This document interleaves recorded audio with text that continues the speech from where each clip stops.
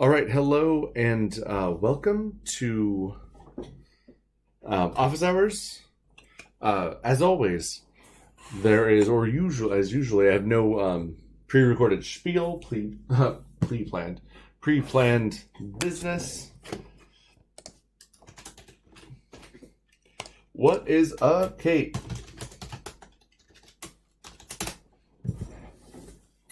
I am ready and able to answer all and any questions that anybody will have. I haven't checked my email yet. I'll get around to that in a little bit, but I can see we've got a few people hanging out here. Jason, great question. I have a little... Well, so let's talk about Exam 4 for a little bit. So, Exam 4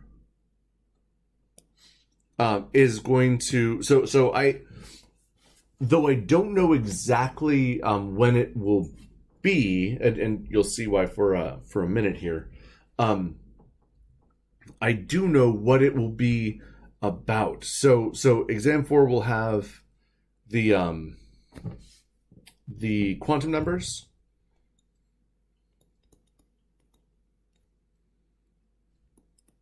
Quantum numbers, I believe, from Chapter 7. It'll have electron configurations / the orbital diagrams.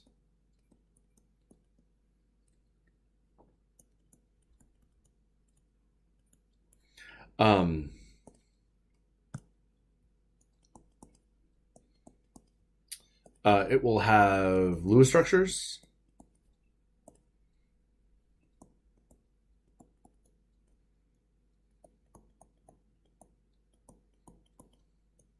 Which we just wrapped up today.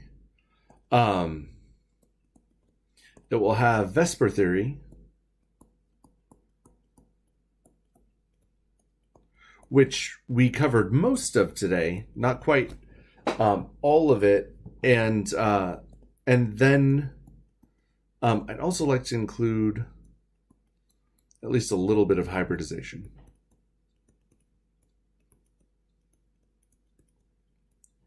So these are the things that are on Exam 4, and as of right now, we've got quantum theory through electron configuration.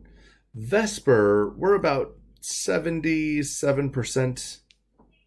Or no, I think it was more like 75. We're about 75% complete.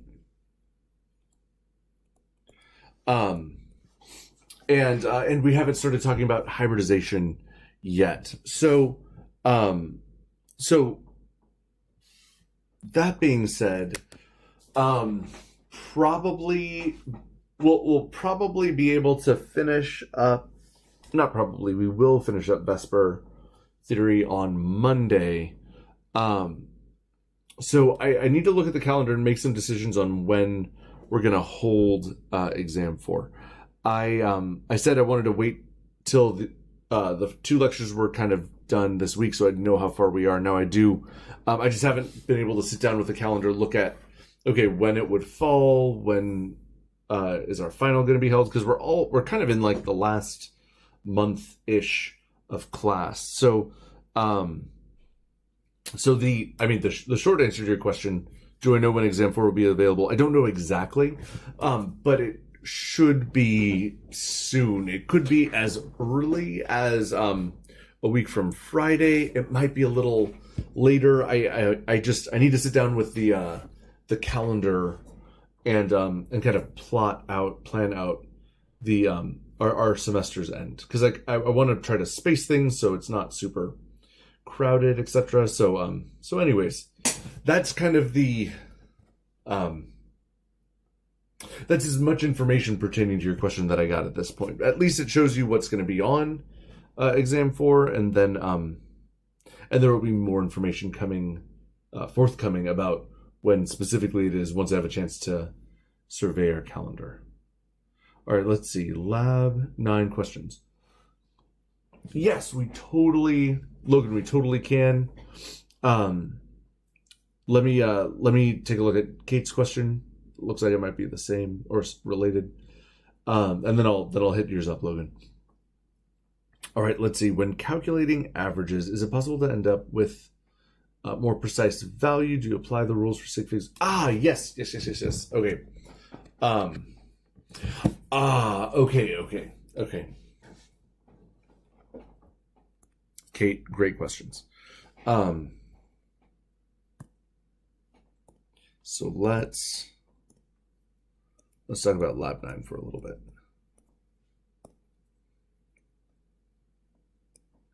So first off, with your first question about averages,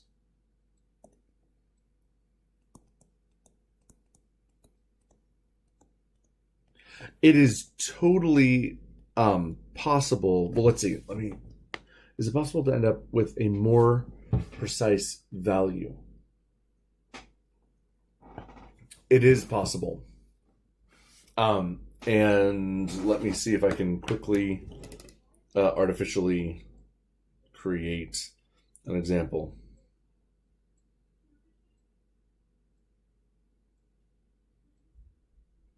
Okay, yeah. So, for example, let's say, Kate, we wanted to take an average of 9.6, 8.4, and 7.3. All right, to take an average, we need to take the sum of all three of these numbers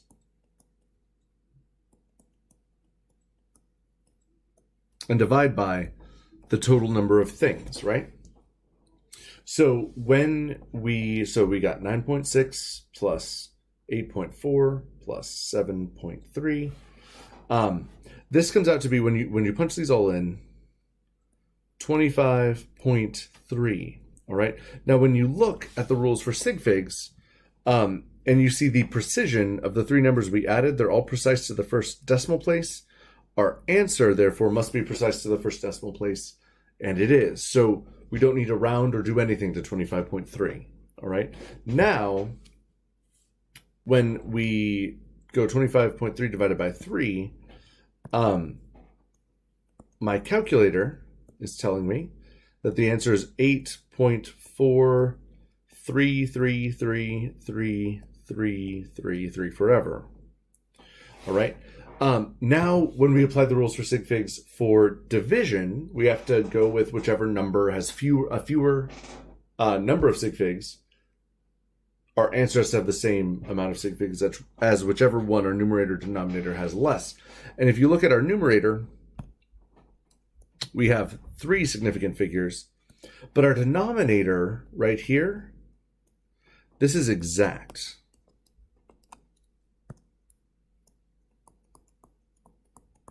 So it will not limit our Sig Figs. We have to roll with 3, just like our numerator. So we count off 1, 2, 3. This 3 will round down, and so our average is 8.43, and you'll notice it's precise to the second decimal place, whereas the 3 numbers we added were only precise to the first decimal place. So our average in this instance is more precise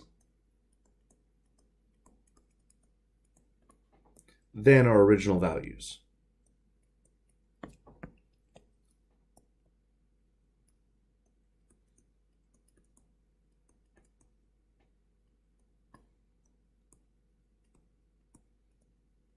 All right. Our average is more precise than the original value. So the answer to your first question is yes. That can totally happen. Will it always happen? Not necessarily, but it's totally, totally possible. All right, now, answering your second question. With respect to standard deviation. So, standard deviation, the calculation for it is a little on the laborious side. And if this were a statistics class, I would have you guys calculate standard deviation by hand. But it's not. So you don't need to calculate standard deviation by hand. For standard deviation, please do yourself a favor and use Excel. Oops. Use Excel or Numbers or Google Sheets or whatever your spreadsheet of choice is, because there's no reason to not use a calculator to calculate your standard deviations. It's not going to show up on exams. Even if it did, you should be using Excel to calculate it. The one thing about standard deviation to be aware of, as far as Sig Figs go, because the calculation for standard deviation is like incredibly long and very involved, and you're switching between multiplication and addition, and you're taking square roots and all this stuff. It's gnarly. As far as Sig Figs go, you can always the standard deviation, which is abbreviated STDEV, the standard deviation will always have the same precision,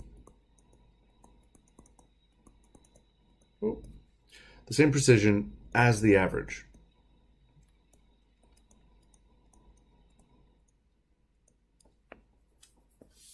All right, so here I'm actually pulling up a spreadsheet, pulling up Google Sheets.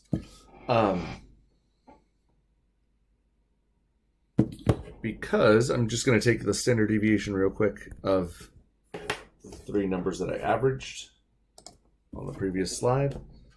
I thought about making up a number, but then I was like, why not just do the actual thing? So let's see. We have 9.6, 8.4, and 7.3. So calculating a standard deviation in Excel is super easy. You just enter your values, and then you type in Excel or Sheets or whatever. Here, hang on. I can write out what the equation is. So to do it, you literally type an equal sign STDEV, open parentheses. In here you select all your cells, close parentheses. Right here,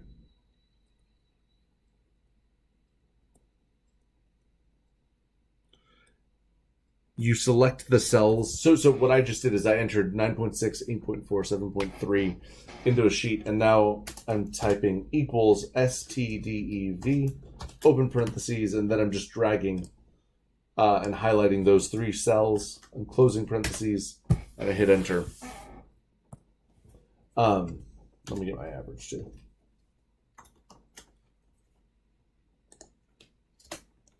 So my average was 8.43. The standard deviation is 1.1503622262. But I know that I have to have the same precision as my average, so I stop at the second decimal place because that's where my average stops.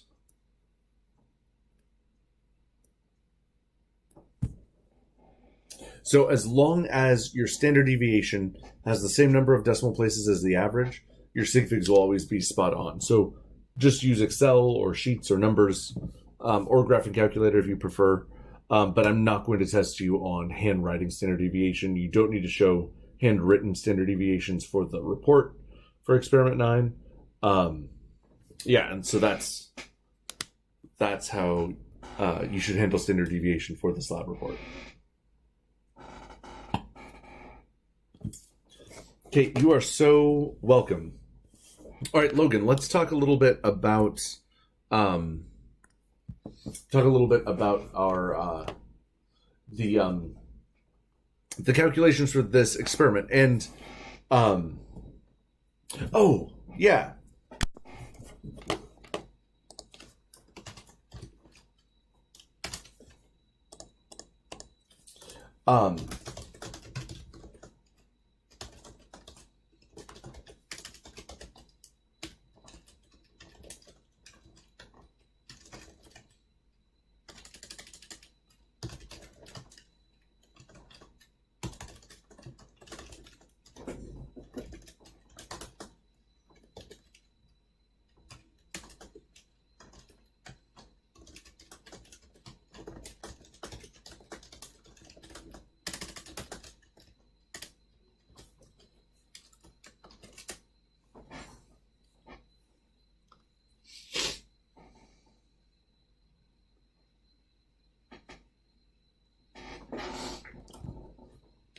Okay.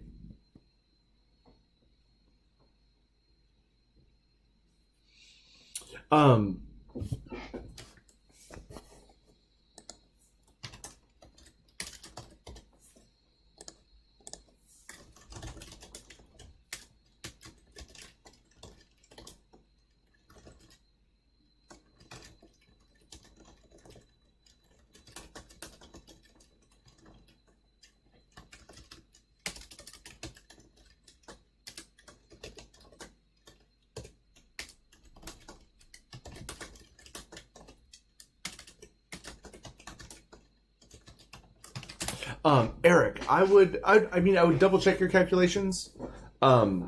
Just to like go through them, make sure you didn't make any mistakes. But if all your steps are solid, then take your best guess. Just so you know, when I'm grading these, so some of these data sets are flawed. So the data sets that we're all creating are not pristine. They're not perfect because they're meant to reflect kind of real lab acquisition, kind of a real data acquisition scenario. And so when I grade them, I don't grade them on the quote unquote correctness of the data. I grade them on the correctness of the calculation. Like, did you do every step? Did you execute the calculations in the right fashion, in the right order? And if you did, then you'll totally get full credit. So you don't need to worry about your data being wrong. If your calculations are correct, you may have a big % error, but that becomes part of kind of the data analysis and stuff like that. So, double check it. But if not, do not stress about it. If your calculations are solid, you'll get full credit for them.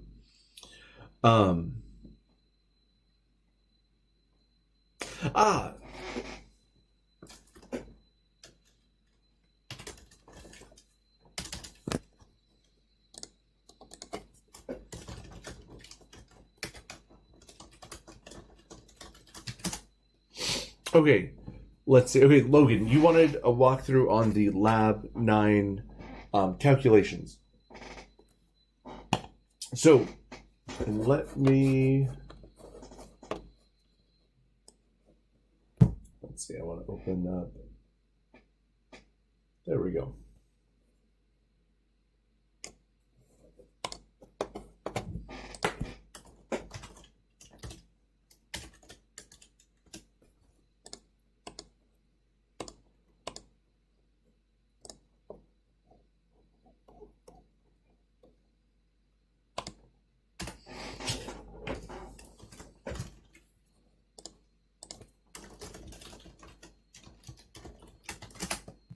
All right, so So before we dive into like the calculations, I just want to give kind of a context for the ninth lab and what it's about. It is a hard water titration. So when we talk about hard water, that was a word that made no sense to me when I was a kid because I'm like, water is a liquid. How can it be hard? Hard water means water, with a high mineral concentration. Right? Lots of minerals dissolved in it. Oh, it's concentration. All right. Now, the thing is, minerals are literally ions. All right. And two very common minerals that are found in hard water samples in California. They're commonly calcium 2 and magnesium 2. All right. And these are two very common minerals, and these are the ones, the cations that we are analyzing for in these data sets. All right. Now, the reaction. So we're doing two things. All right. We're doing two things. First, we're doing what's called a chelation titration. There's a compound called EDTA. And what it does is it is really good at grabbing metal cations. So I'm just going to do M2 plus to represent both either calcium or magnesium, because EDTA will react with either. It reacts with these in a 1-to-1 ratio to form a complex, what's called a chelating ligand metal complex.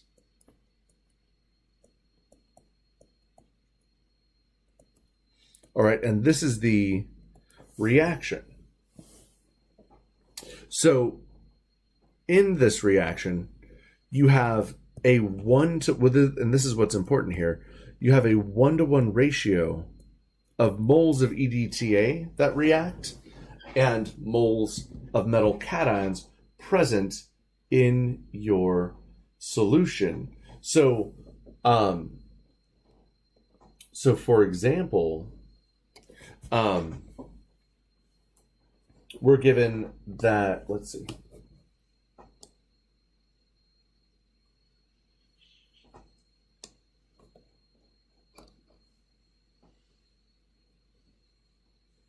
So we're given the volume, we're given the molarity and the volume of EDTA, and together we can find the moles of EDTA that are used in this reaction. But the thing is, because of this 1-to-1 mole ratio, actually I want to change up my color here.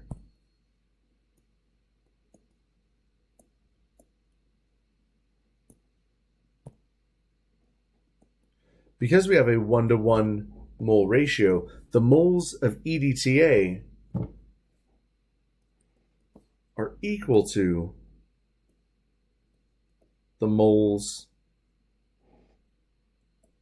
of metal cations in solution, which literally is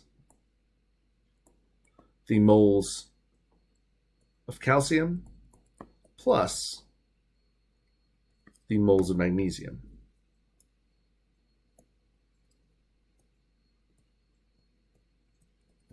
All right, so here you're given the molarity of EDTA and the volume of EDTA, and together that is enough information to give you the total moles of calcium and magnesium together. All right. You also know, we're also given, by the way, the volume of the hard water solution. So that's what you get from the EDA thing, the sum, the moles of magnesium and calcium.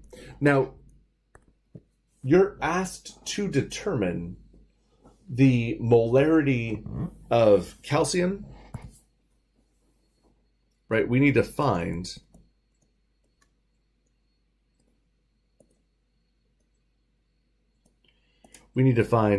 the molarity of calcium, which is moles of calcium over liters, and we're asked to find the molarity of magnesium cations, which is equal to moles of magnesium over liters. All right.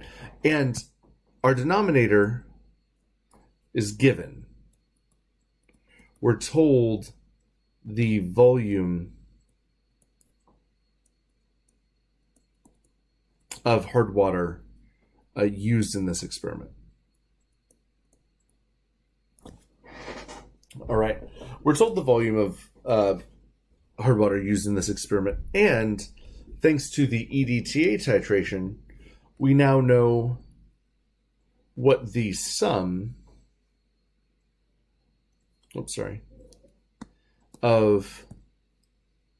we know our total moles, right? The moles of calcium plus the moles of magnesium.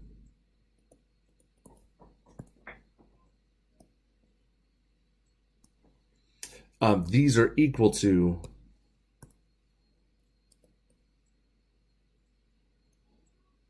the moles of EDTA used in the titration.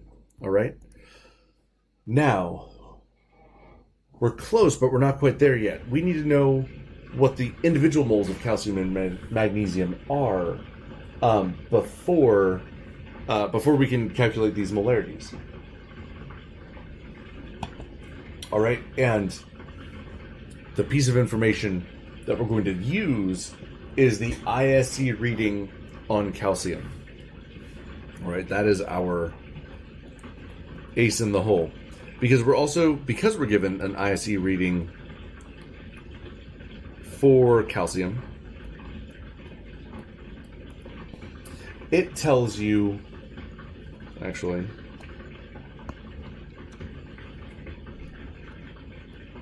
want that inside this box. The ISE reading for calcium tells you the concentration of calcium in milligrams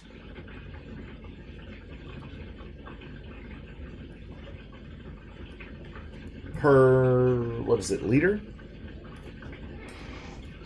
All right, so you're given this, and you're also given the volume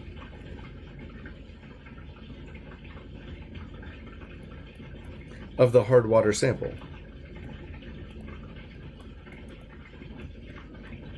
So when you multiply the ISE reading by the volume of the hard water sample in liters, again, you got to remember it's got to be in units that cancel. Both of these, by the way, are given.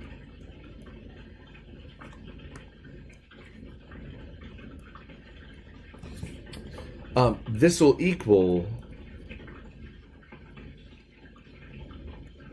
the milligrams of calcium in that sample,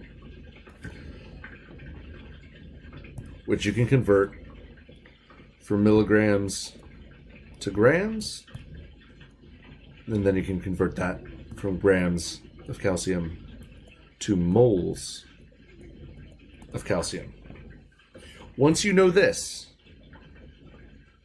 you can do two things with it. First, you can plug it in here to find your molarity of calcium. Second, you can plug it in here to find just your moles of magnesium. And once you know your moles of magnesium, you plug it into this equation, and now you have your molarity. So, Logan, that is the breakdown for how these calculations work.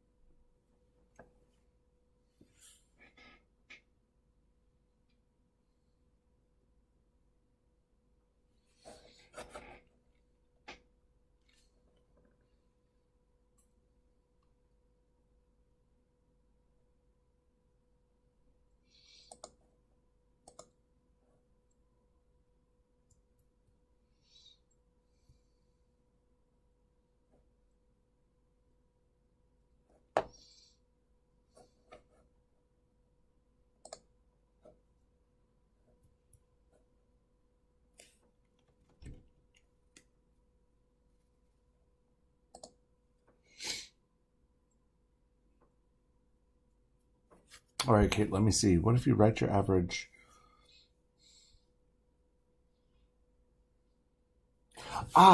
So okay, so Kate, great question. And the same principle still stands.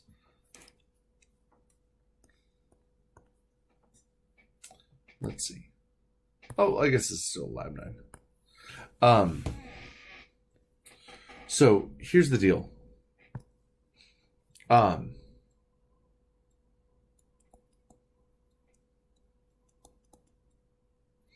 The standard deviation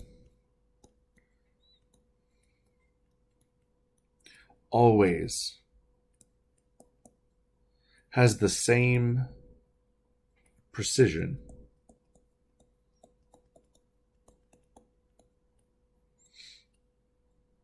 as the average.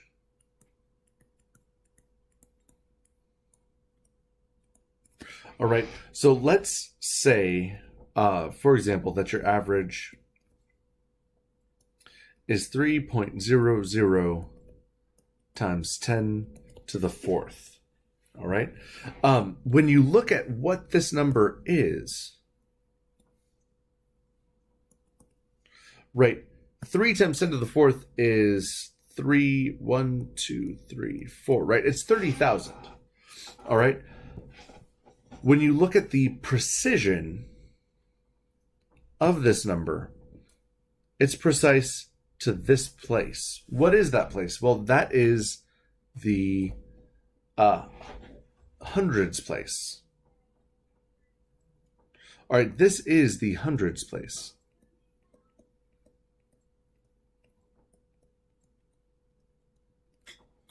All right, that's what it is. So the standard deviation, therefore, must be precise to the hundreds place. Let's say the standard deviation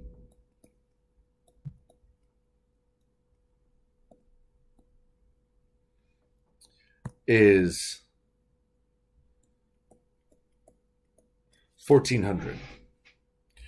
This, the last significant digit in this number is in the, whoops, sorry, I meant to make that yellow, is in the hundreds place. So it has the same precision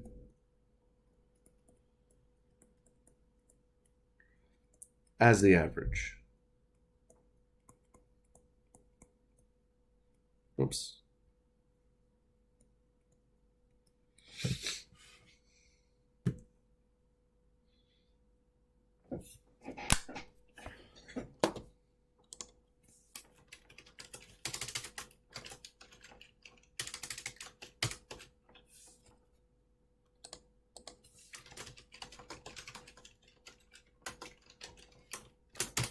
Does that make sense? This writing a number in scientific notation does not affect its precision.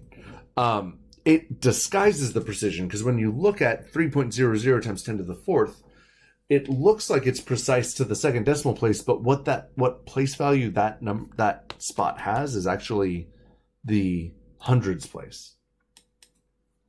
So the same is true even if you're dealing with standard deviation.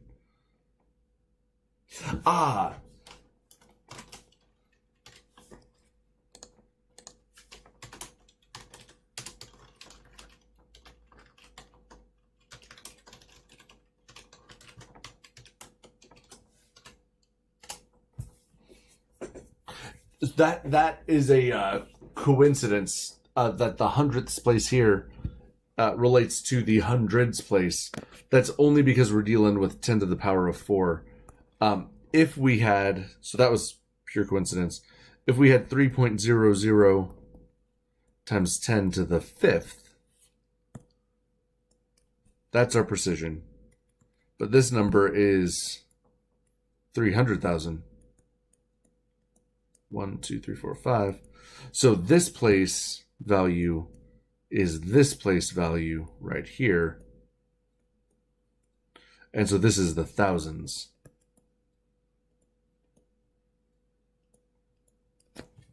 Yeah. So it's not that the hundredths is always the hundreds. That was a pure coincidence because we were dealing with 10 to the power of 4.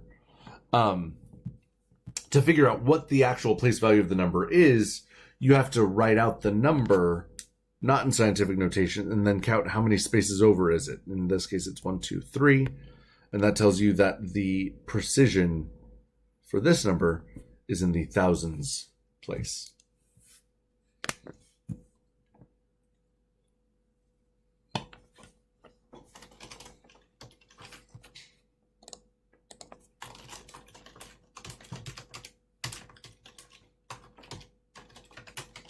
Kate, you are so totally welcome.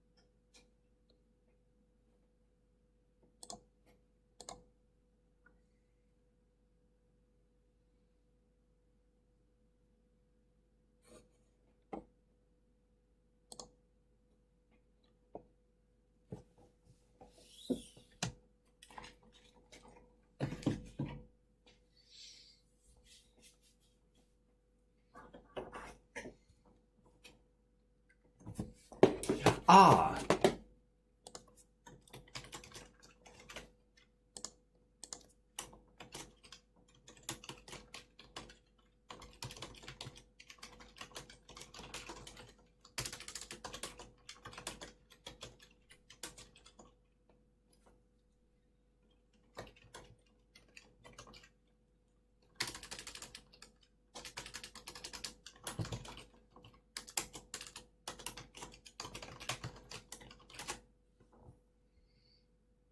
Same units as the average.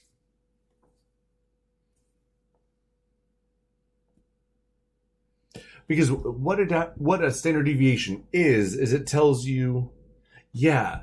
So often things will be written like this.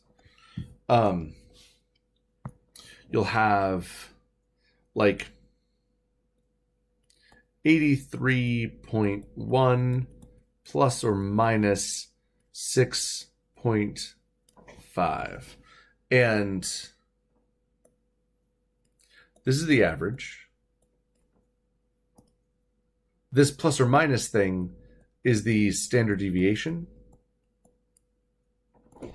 And what the standard deviation tells you is, so here's really what the standard deviation is all about. It says this: if you add standard deviation to the average,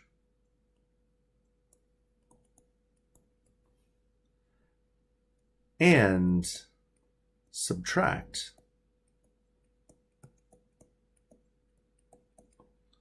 the standard deviation from the average,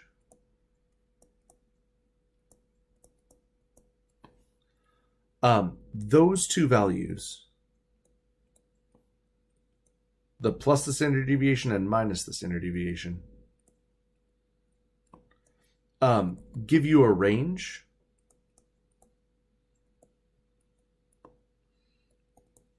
in which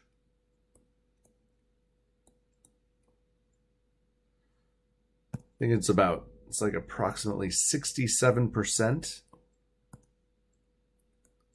of all values used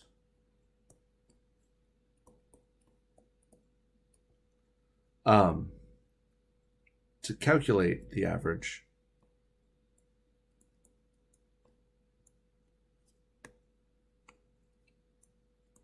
are contained. So whenever you calculate an average, it gives you that number that's right in the middle, the average value. Standard deviation gives you add the standard deviation to the value and you subtract it. Add standard deviation to the average, subtract it from the average, and that range tells you where 2/3 of all the values used to calculate the average fall within that range. So that's what a standard deviation does. Is it kind of tells you the range in which 2/3 of all of the values used in that average are contained in that range. So having very wide standard deviation means different things than having a narrow standard deviation.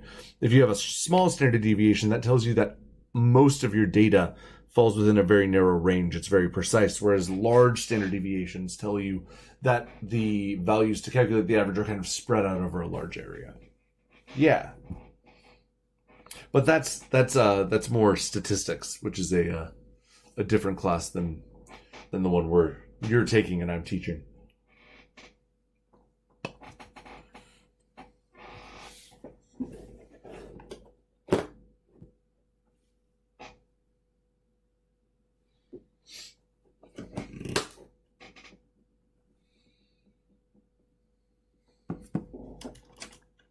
I'm so glad.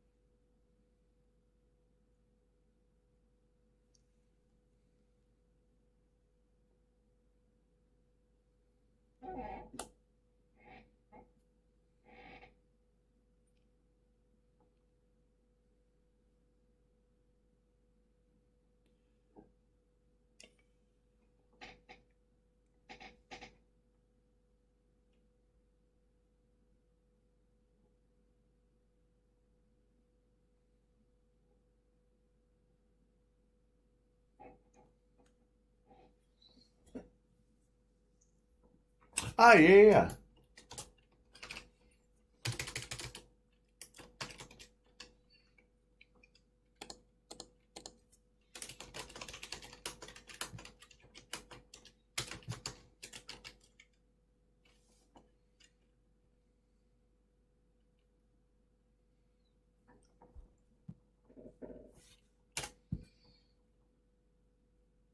Ah.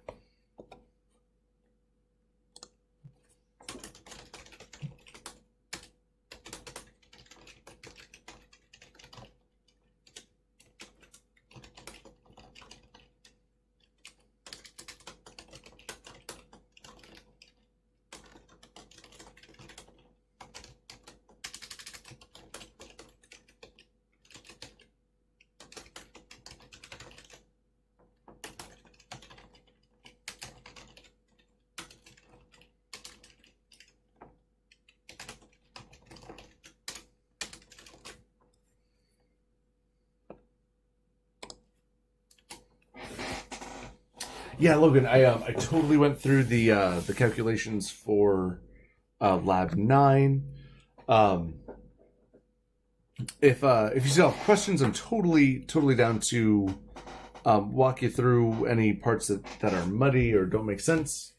But once I answer Kate's question, because she had a question about redox stuff.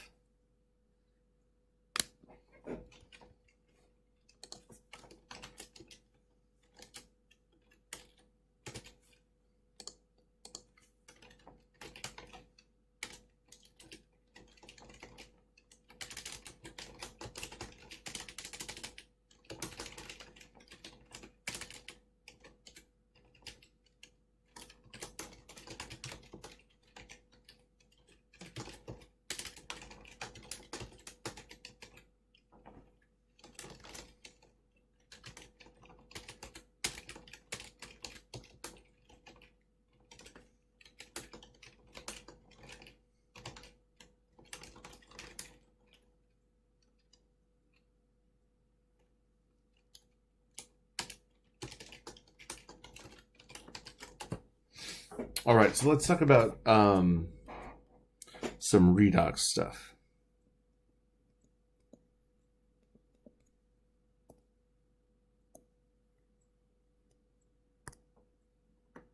Okay, so let's see, Kate, you wanted to see... Okay, the number of electrons exchanged. Okay, so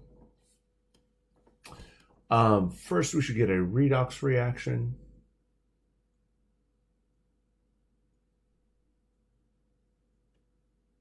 Okay, so let's do...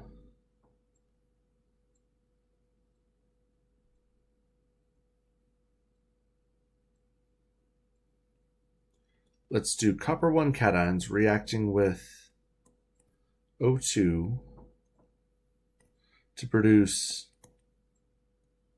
water and copper 2 cations. And this is under acidic conditions. All right. Okay, so whenever you're asked to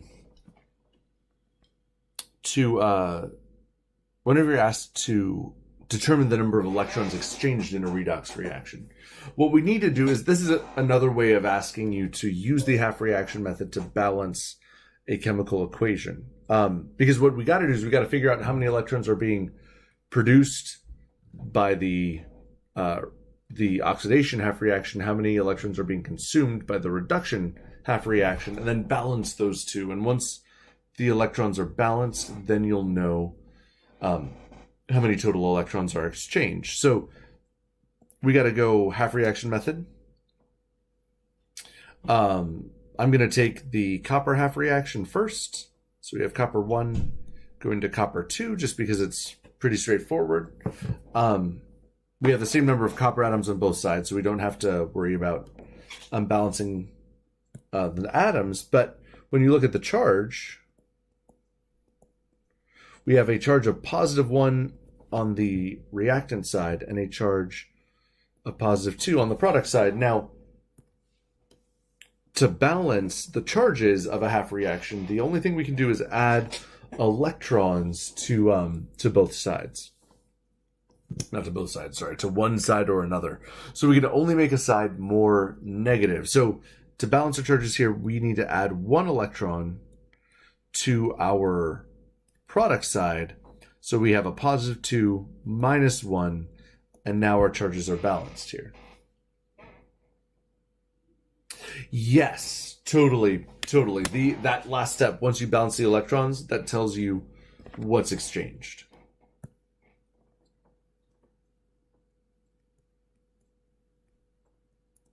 So then, now with our oxygen half reaction, we need to start by balancing our atoms. We have hydrogen and oxygen on our product side, just oxygen on our reactant side. So we got to start by multiplying H2O by 2.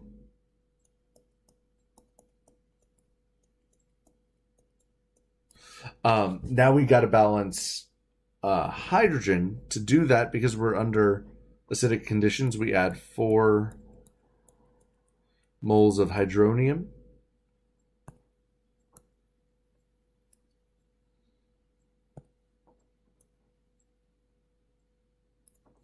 There we go. Now we got to balance our charge.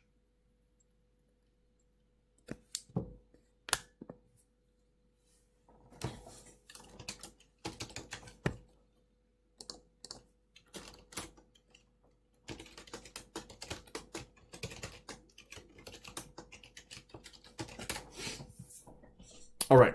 So now we need to balance our charges. Oops.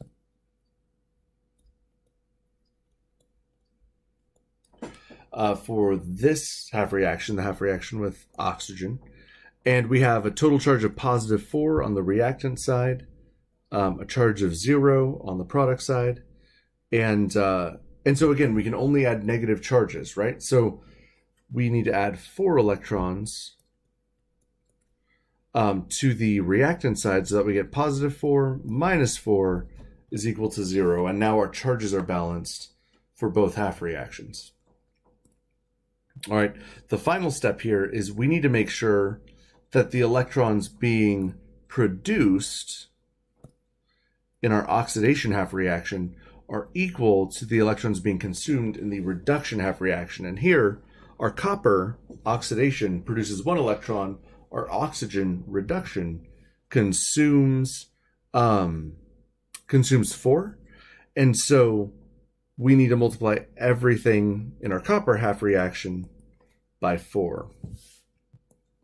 Right, so we've got 4 copper 1 ions producing 4 copper 2 cations plus now 4 electrons. And now that our electrons are balanced,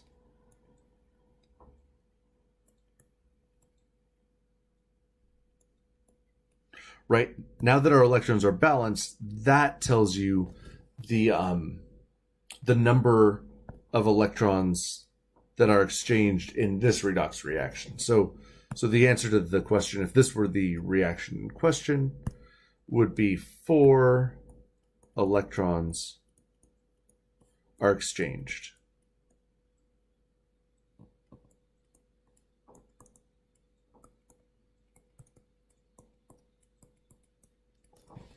Four electrons are exchanged in this reaction. Now, Kate, the second part of your question, which was, is it possible for the oxidizing agent to also be the reducing agent?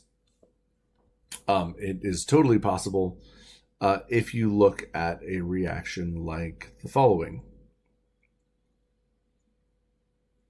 Hang on.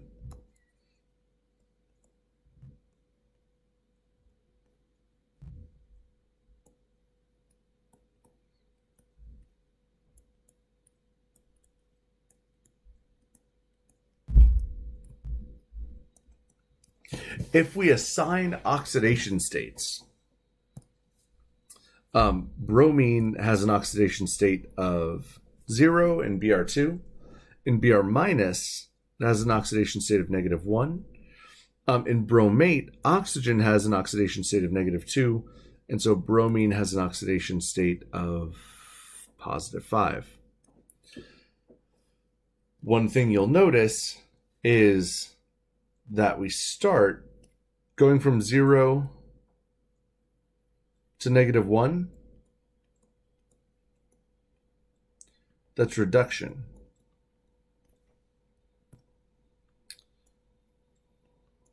But going from 0 to +5, this is oxidation.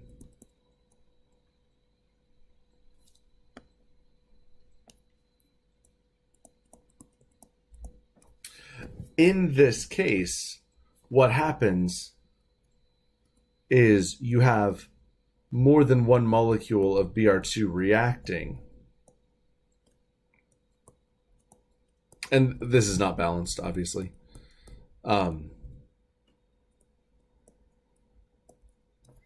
So in this instance, Br2 is the oxidizing agent because bromine, Br2 reacts with bromine to oxidize it, and bromine is the reducing agent.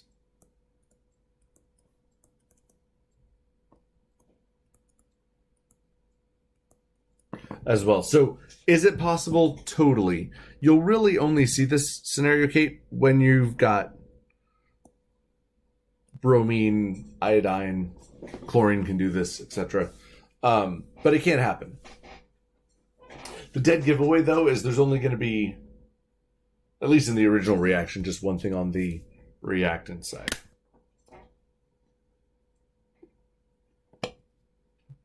All right.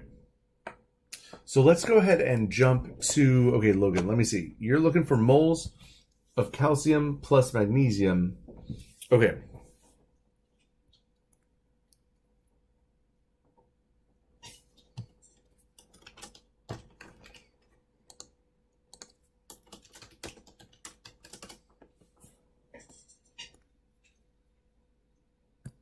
Oh, wait, hang on. We're not doing Redox.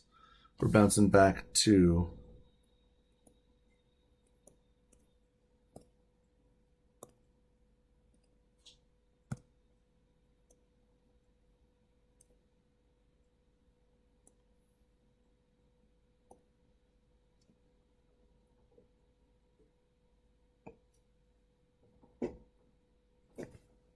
All right. So where did that go? Here we go. Okay, so first off, oh, Kate, you are so totally welcome. All right, so Logan, you're looking for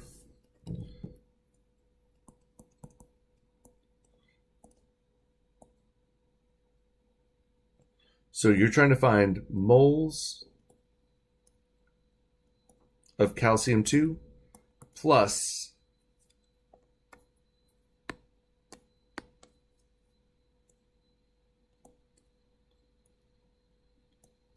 moles of magnesium.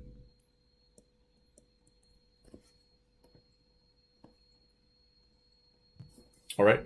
Now, the way you're going to find the moles of calcium plus the moles of magnesium, to do this,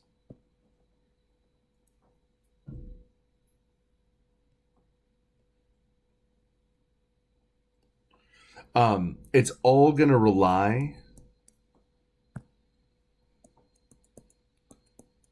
on EDTA.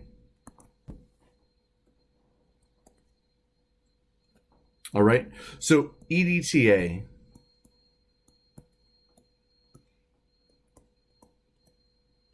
reacts with both calcium and magnesium in a 1-to-1 ratio. All right, the moles of calcium plus the moles of magnesium. All right, so the question is, how do you find moles of EDTA? Well, you're given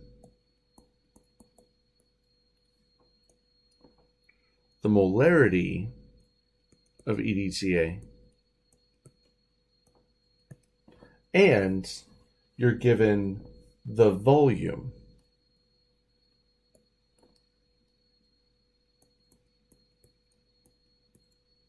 The milliliters of EDTA.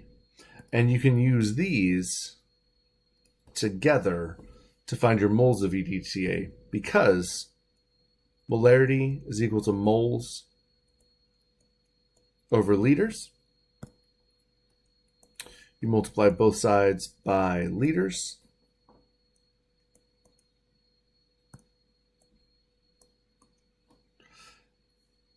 And you'll find that your moles of EDTA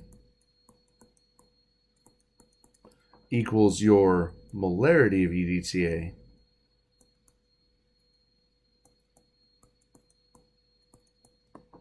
times the liters of EDTA.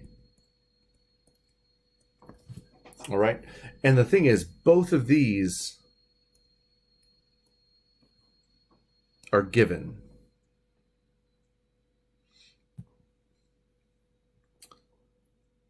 So that is how you get moles of EDTA.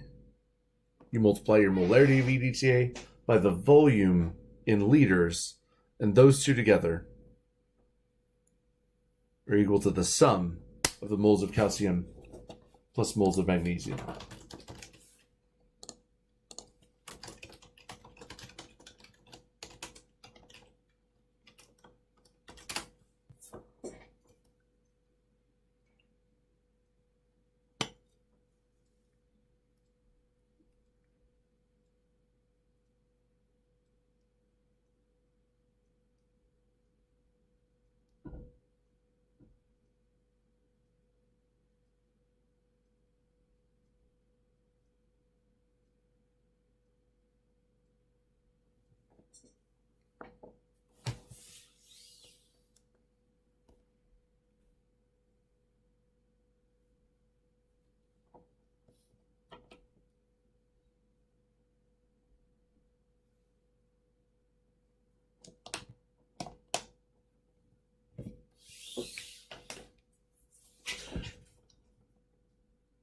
So the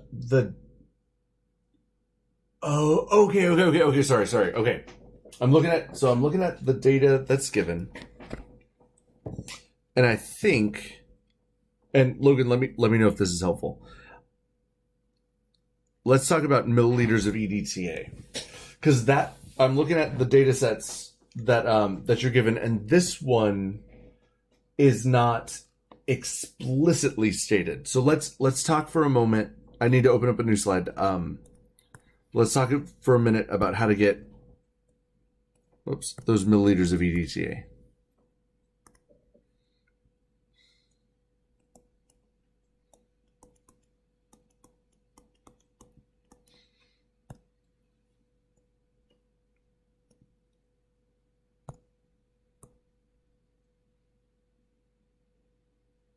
Or I'll just leave it over here. Okay. So what's going down in this experimental setup is you have a burette. Oh, that is the world's ugliest burette. Let's see if I can do slightly better. All right. And down here, you've got your solution right here has calcium and magnesium. Your EDTA is in here. And what you're doing is there's a little spout at the bottom of your burette that lets the EDTA flow out, and you're adding it to your solution with calcium and magnesium. So what you have here is you have an initial volume, and then you drain this deal until the reaction's over. You add just enough to react all the calcium and magnesium, and then you get a final volume. So for example,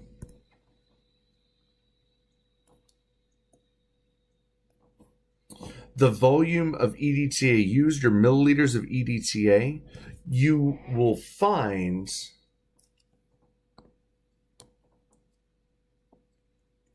your milliliters of EDTA are equal to the let's see in this spreadsheet it says final volume milliliters minus initial volume.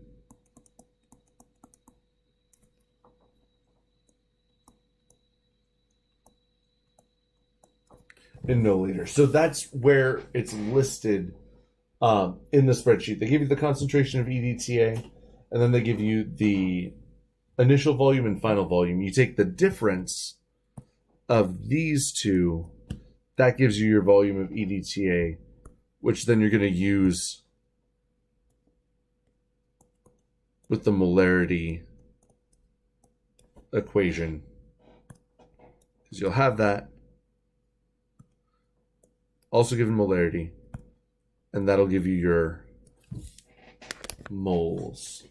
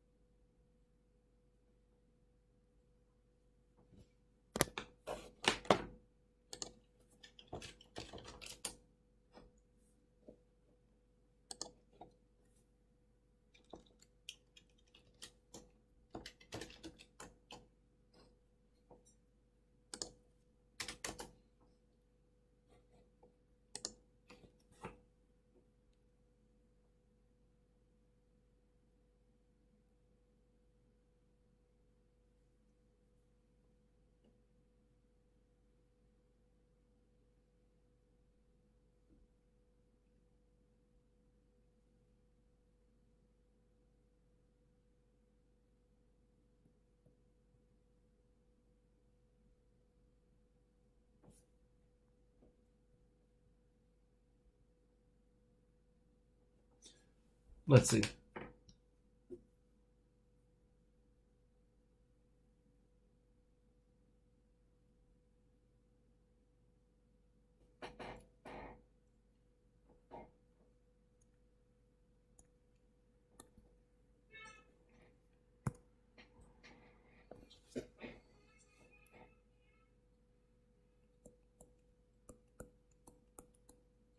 Logan, here's the reaction that you're dealing with.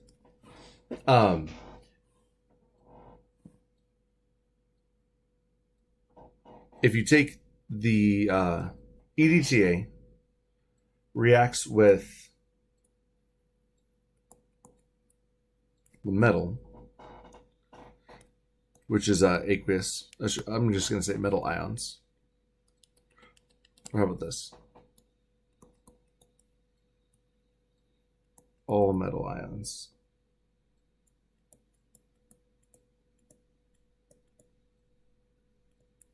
To produce this thing that I'm going to call a complex. Complex product. And that part's not important. The important thing is in this reaction, there's a 1-to-1 mole ratio between EDTA and all the metal ions.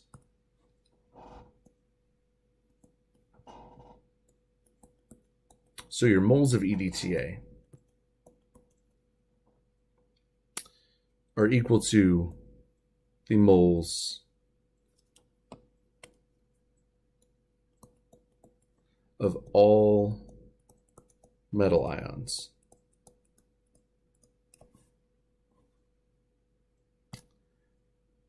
And the way you get moles of EDTA is you get this with its molarity and its volume, both of which are given quantities.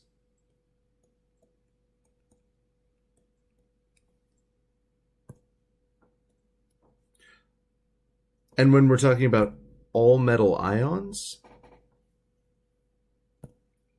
for this reaction, the only metal ions we're dealing with are calcium and magnesium. So that comes down to be the moles of calcium plus the moles of magnesium.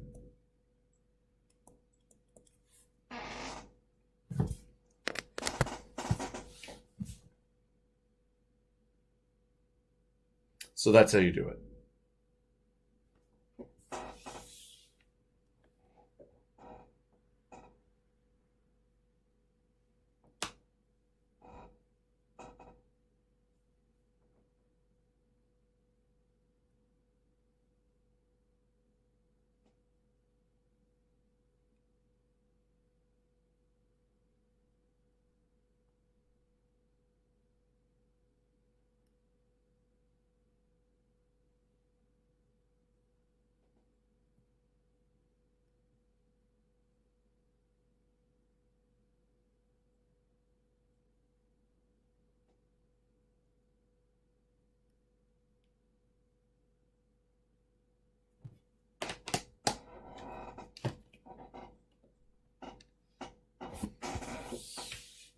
Let me see. I don't have page 5 open.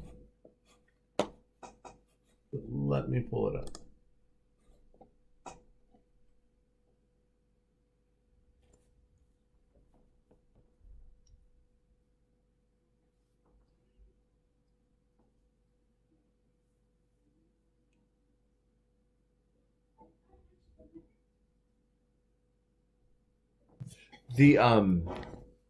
Okay, so let's see. I'm looking at page 5.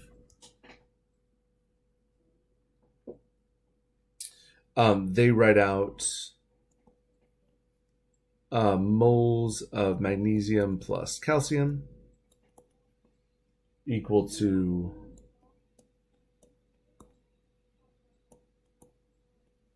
7.5 milliliters of the EDTA solution.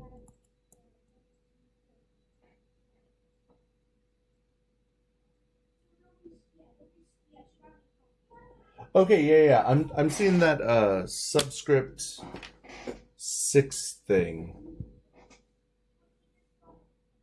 I'm not exactly sure what that is either. Let me crunch these numbers and see what I come up with.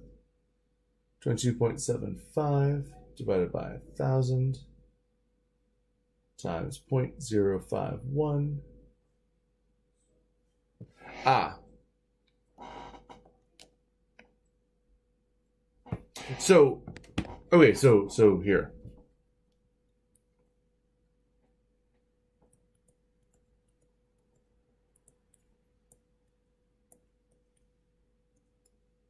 Let me just write this out.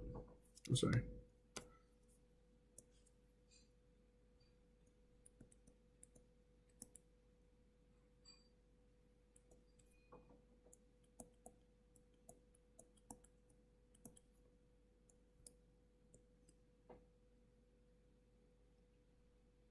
And that's over 1 liter.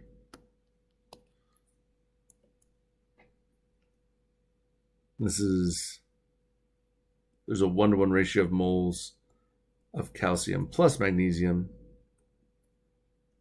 per mole of EDTA.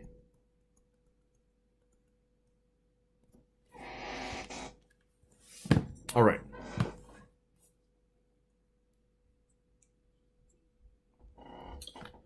So, I don't know. Yeah, and it's weird. That 6 got subscripted, and I have no idea why.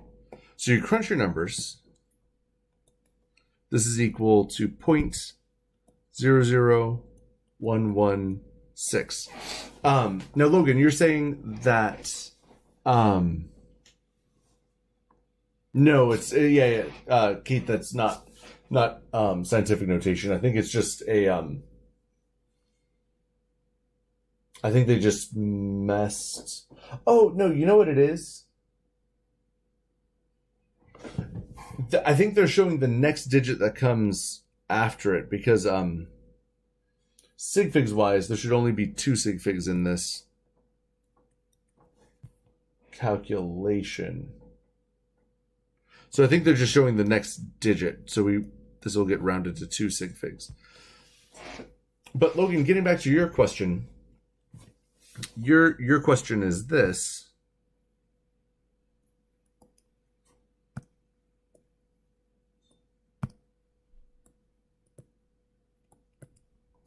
What is the 0.00116? Right? And the answer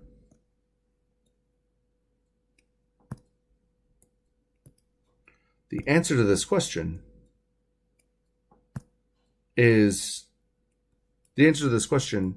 lies in the units. All right, look at the units. Let's see what cancels. Milliliters cancel with milliliters. Liters cancel with liters. And moles of EDTA cancel moles of EDTA. So what is the only unit left in this calculation? That will tell you what the number is. So this is 0.00116 moles of calcium and magnesium.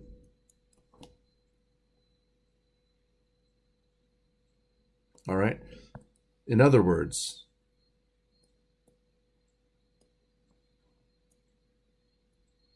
this is the moles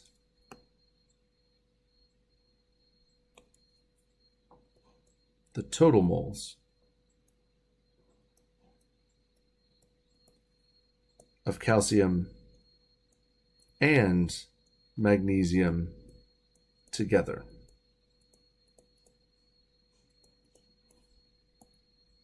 So if you ever are doing a calculation or looking at someone else's calculation and you're wondering, what is that number?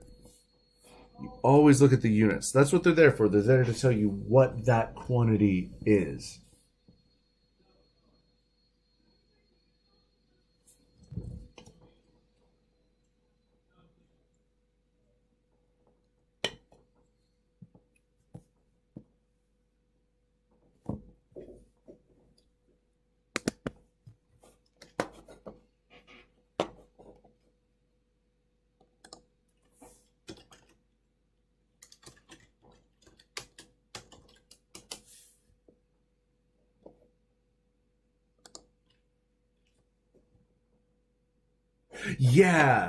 Yeah, totally. Logan, I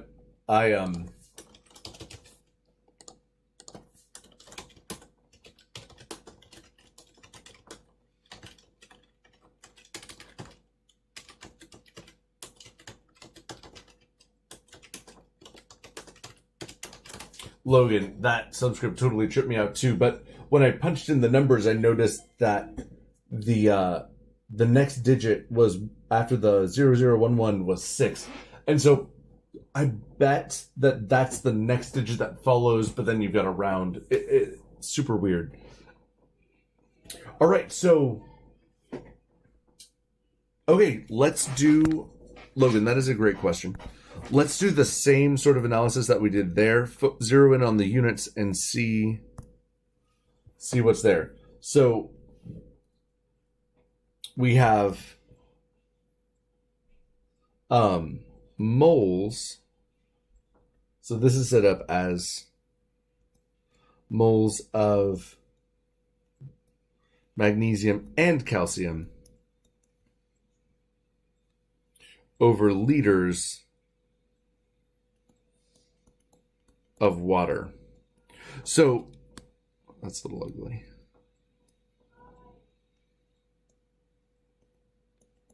So this is equal to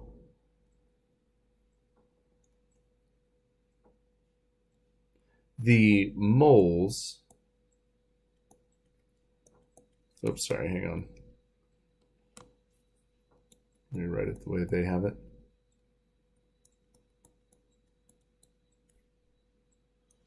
This is moles over the volume of water that they have, which is 0.07500 liters.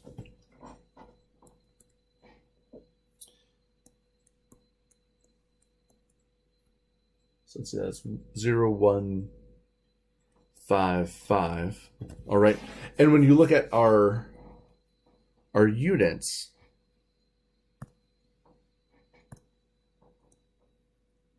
we have moles over liters, right? Moles over liters is a molarity unit, and specifically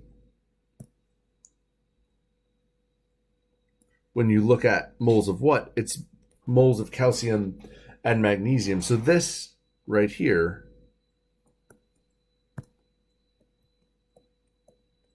is the molarity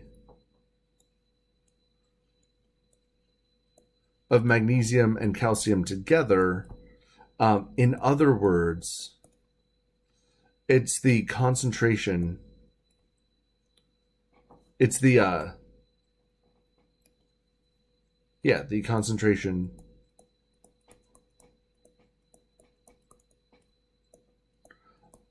of all ions.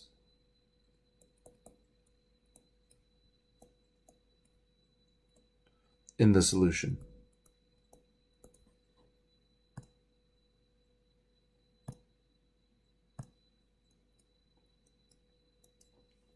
So that is what that number is at that point, because we took the total moles of all of our ions, both magnesium and calcium, divided it by the volume of water, and that gives us the molarity, the concentration of all ions present in solution.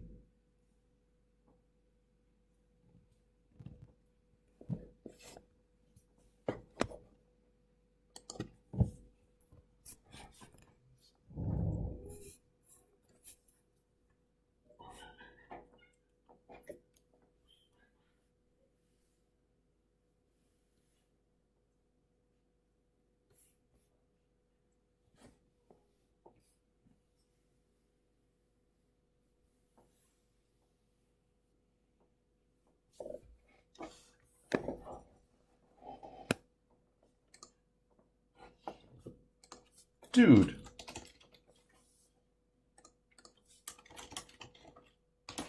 You're so welcome.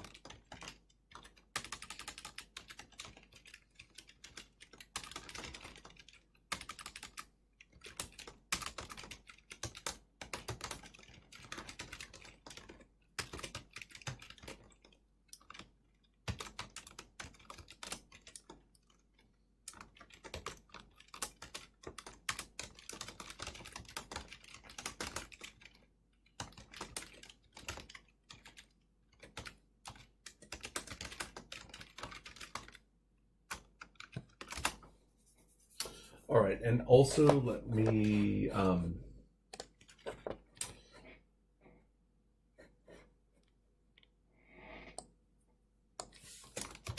log into my my textbook.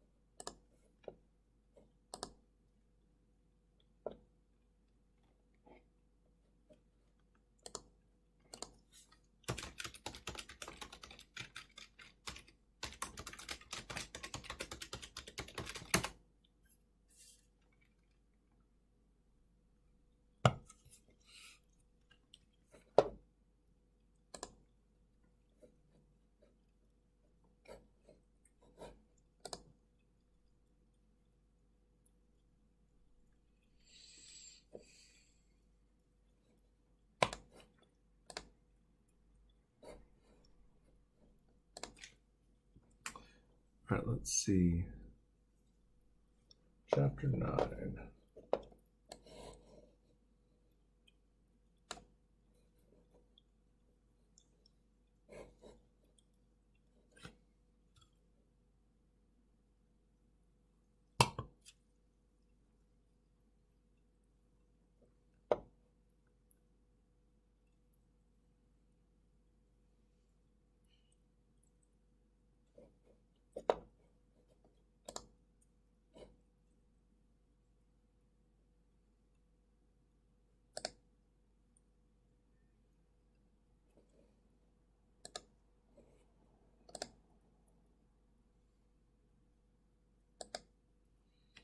Chapter 9.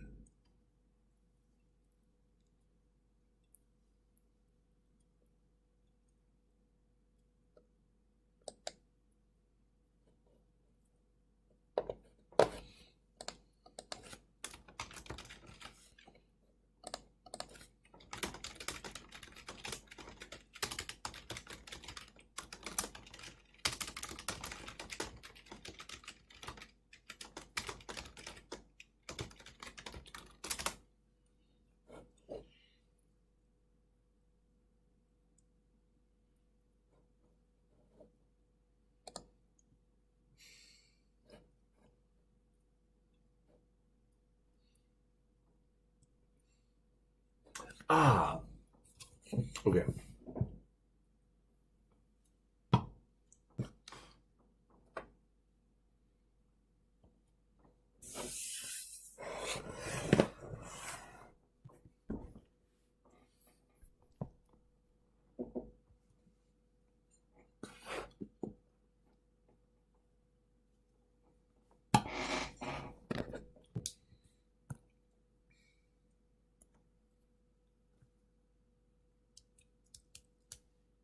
Really? Holy moly. Okay. So apparently I've written it.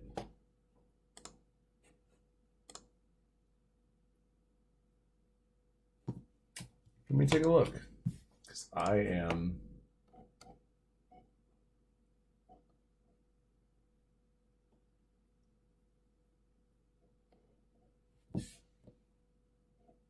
You said it was a titration problem. Whoa! Holy moly.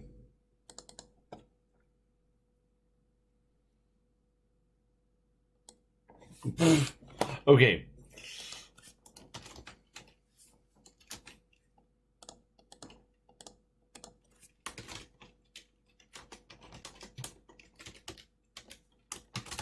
That was a typo. I totally meant to write not hydrobromic acid, but but sodium hydroxide.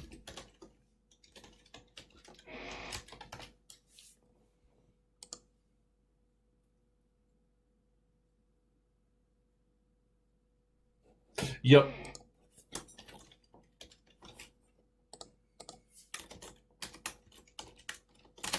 That was totally my bad.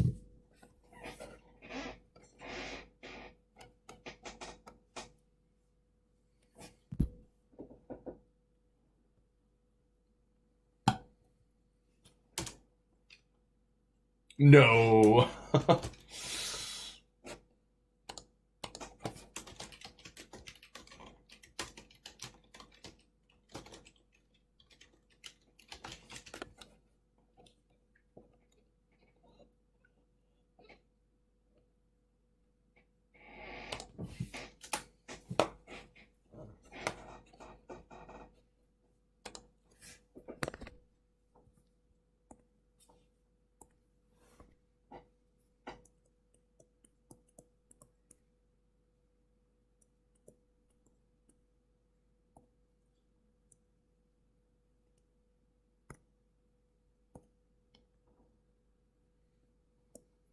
All right, I finally have number 58 dialed up from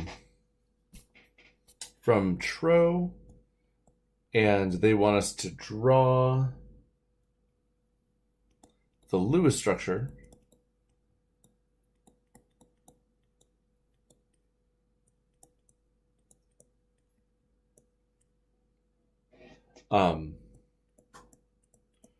for bromine monofluoride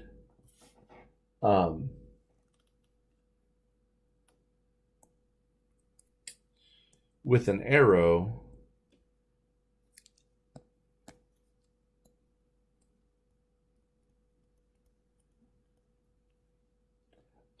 let's see, where is it? An arrow representing the dipole moment.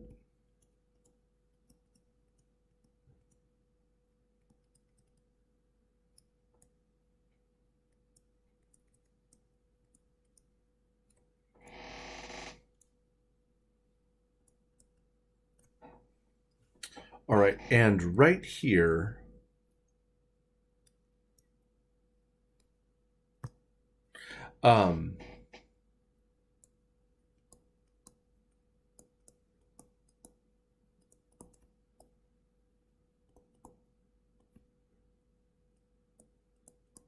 so we have not talked about dipole moments in class.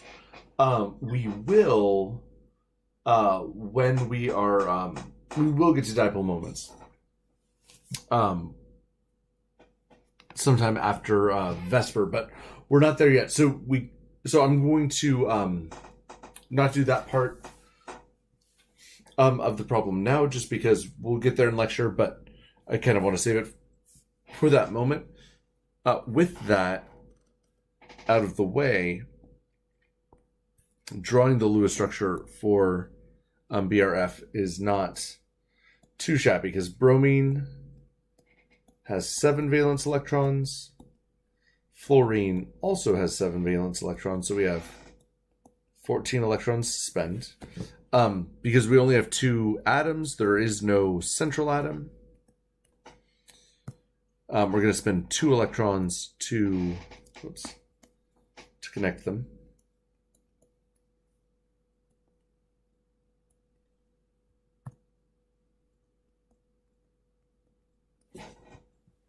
Fluorine has access to 2 electrons. It needs 6 more. So we're going to spend 6 to complete fluorine's octet.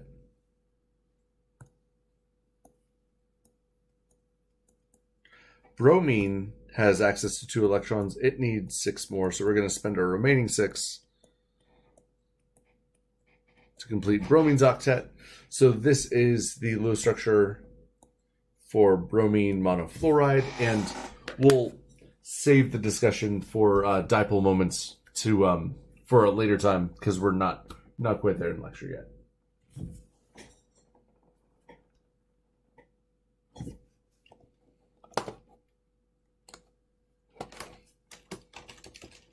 Logan, that sounds totally solid.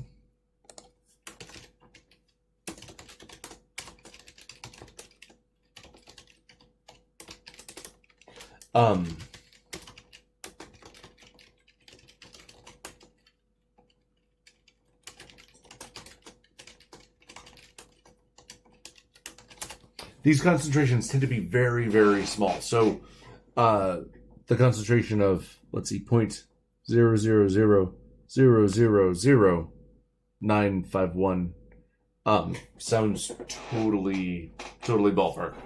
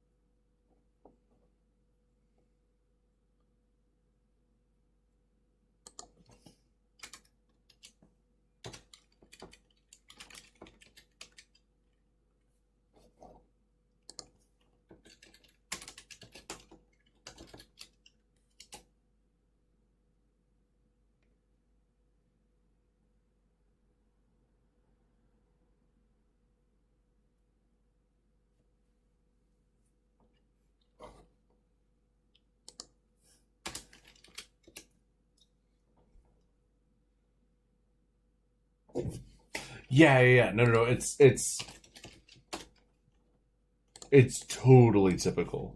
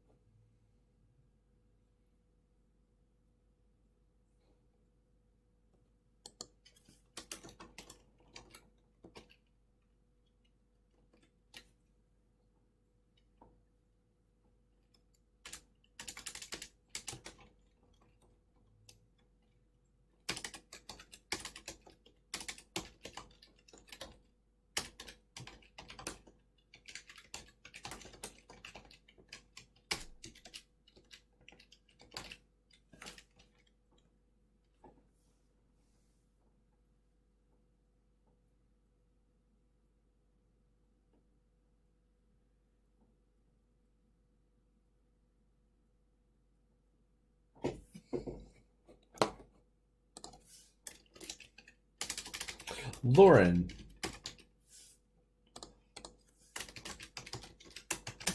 there totally are. In fact,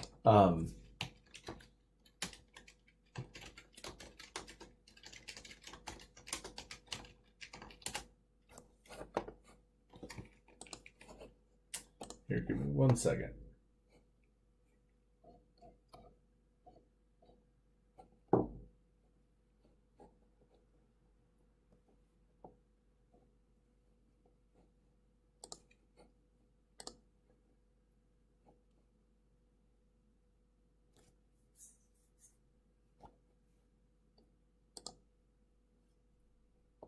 This one looks pretty good.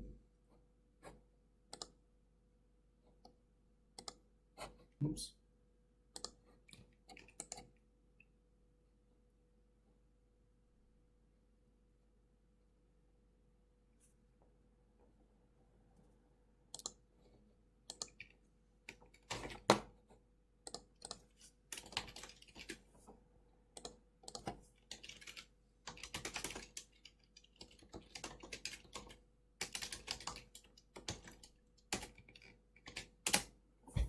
Here's a table of the masses of protons, neutrons, and electrons in AMU and in grams.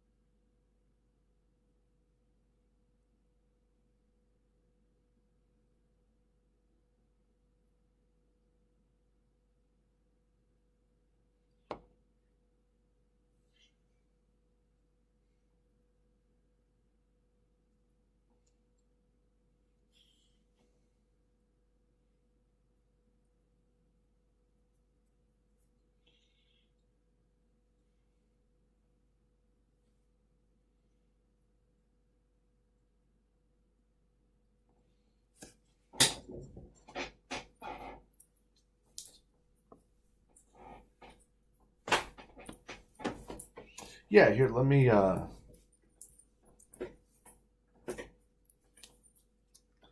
pull it up.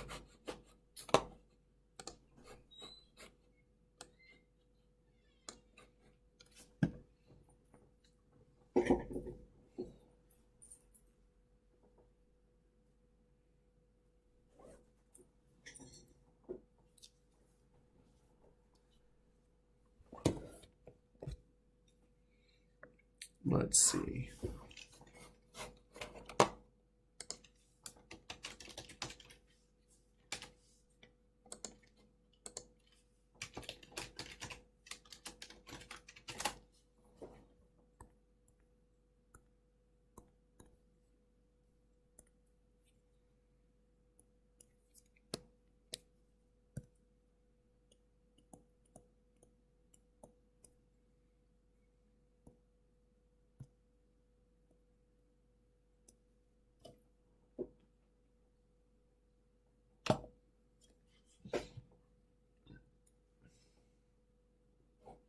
All right, so number, and correct me if I'm wrong, but number 5 is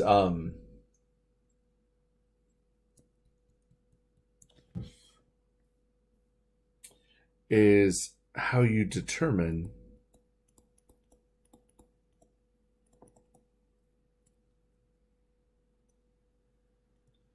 the moles of just your magnesium. All right, so the moles of magnesium. Oh, hang on.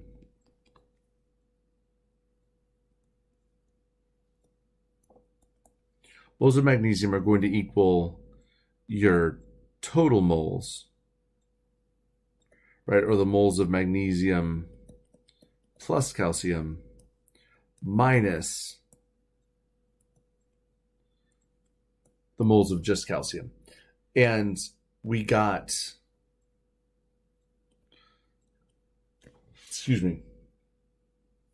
our total moles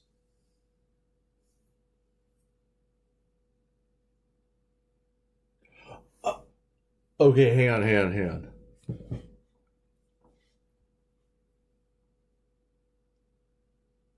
Actually, sorry. I mislabeled this guy right here. Number 5 is not determining just the moles of magnesium. It's actually determining the moles of magnesium over per liters. In other words, moles per liter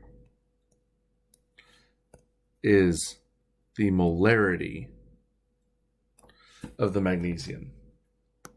All right, so we're not, in this step, they don't determine the moles, they determine the molarity.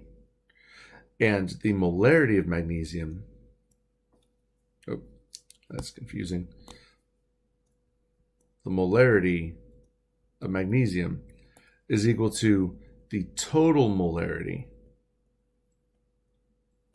of magnesium and calcium, the total concentration of all ions, minus subtracted, and we subtract from that the concentration of just calcium alone. Now the molarity, the total concentration of all ions, we determined that in their calculation. It was let's see, where, there we go, 0.0155 molar minus the molarity of calcium, which they determined in step 4, which is 0.0114,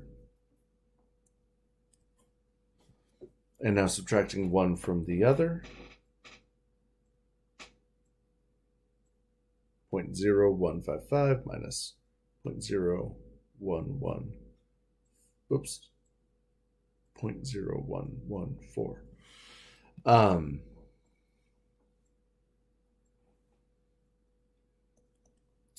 That gives us a concentration of 0.0041 molar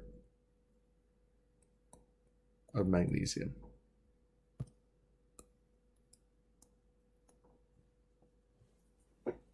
So that is what's going down in step number 5. They take the total concentration of all ions and subtract the concentration of calcium to get the concentration of magnesium.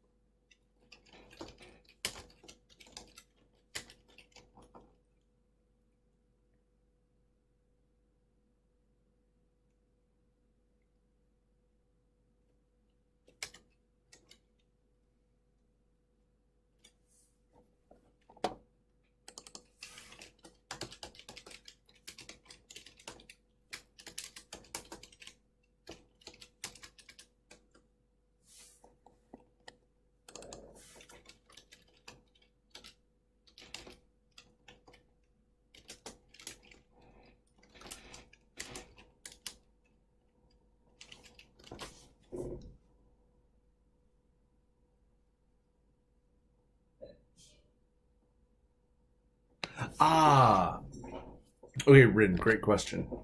Lauren, great question. Sorry, I haven't called you by your handle in a while. Okay, Lauren, right. So when you have a hydrate, oops.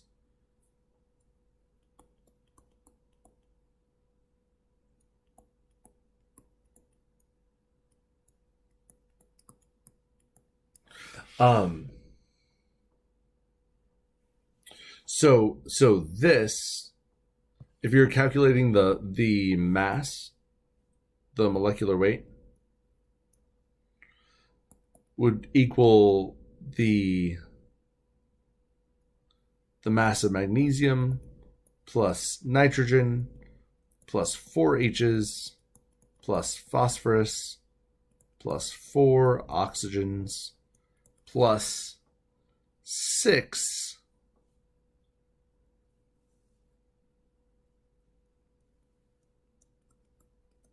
waters. In other words, this would be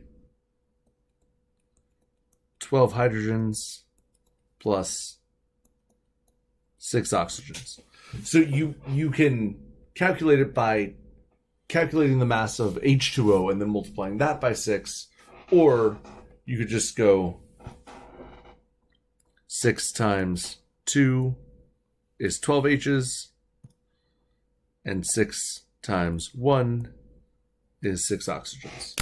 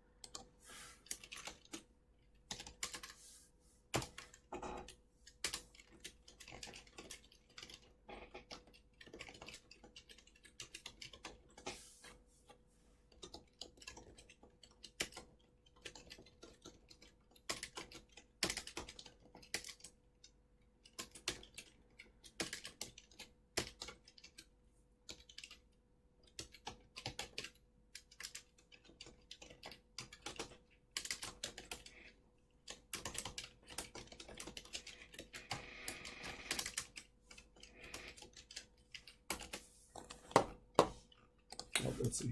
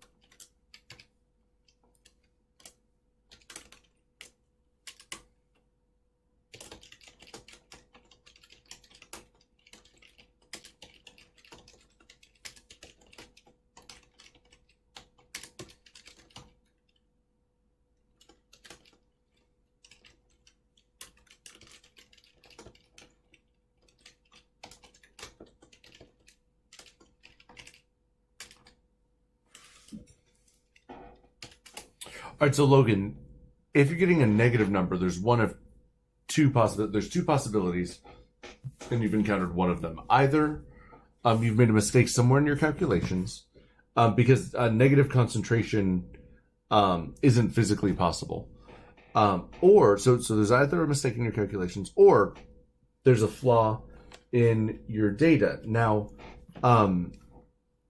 something to be aware of is, and I didn't generate this particular data set, so I don't know if the faculty member who put this data set together did this, but it's possible that they gave you data that's that has a flaw in it, and so if you check your calculations and your numbers are coming out right, and you have this negative number, then that means that one of the measurements used to make one of the measurements for the data that you used to do this calculation flawed. And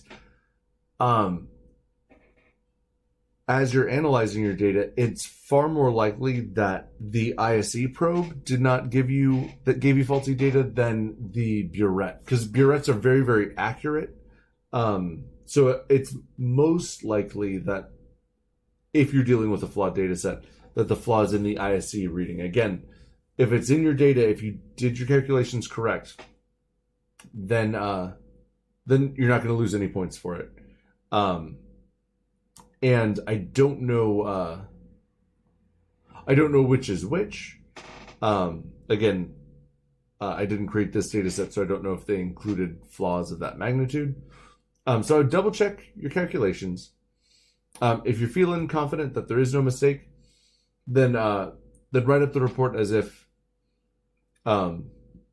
there's a flaw in the data. That's what I do.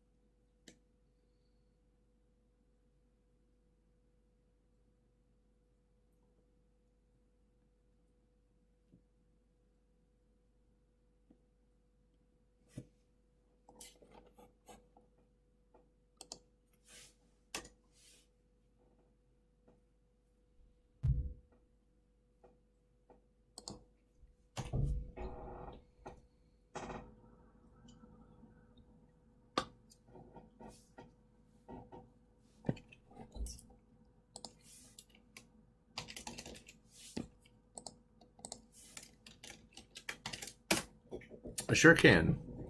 So ISE readings are given in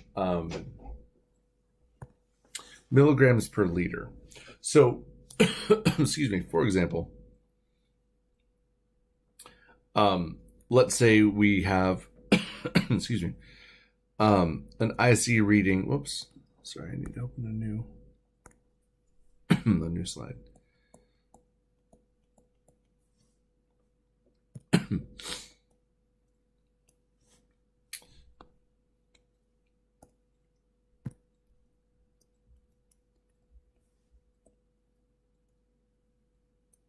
Let's say we're given an ISE reading for chloride.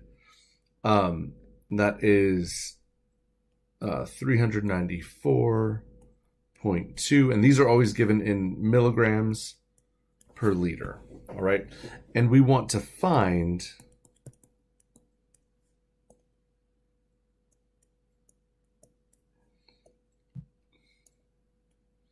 the molarity of chloride ions.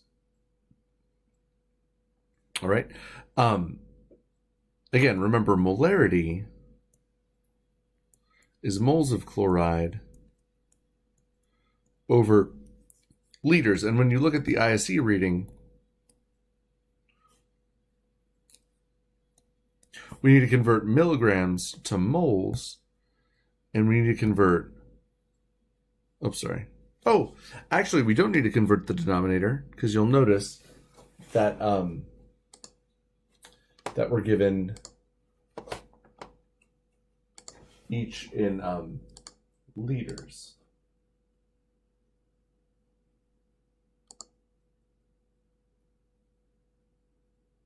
I'm just double checking. Yeah, okay, milligrams per liter. So our denominator is fine, but we need to convert the numerator. So we start with, oh, I need to scoot this down just a little bit. 394.2 milligrams of chloride per liter. Step number one, we need to convert from milligrams of chloride to grams of chloride. And 1 milligram is 10 to the negative third grams. So milligrams of chloride cancel. Next, we don't want grams per liter, we want moles per liter. So we need grams of chloride to cancel. We want to be left with moles of chloride, and this we can look up from the periodic table. 1 mole, the atomic mass of chlorine is 35.45. So we cancel grams of chloride with grams of chloride.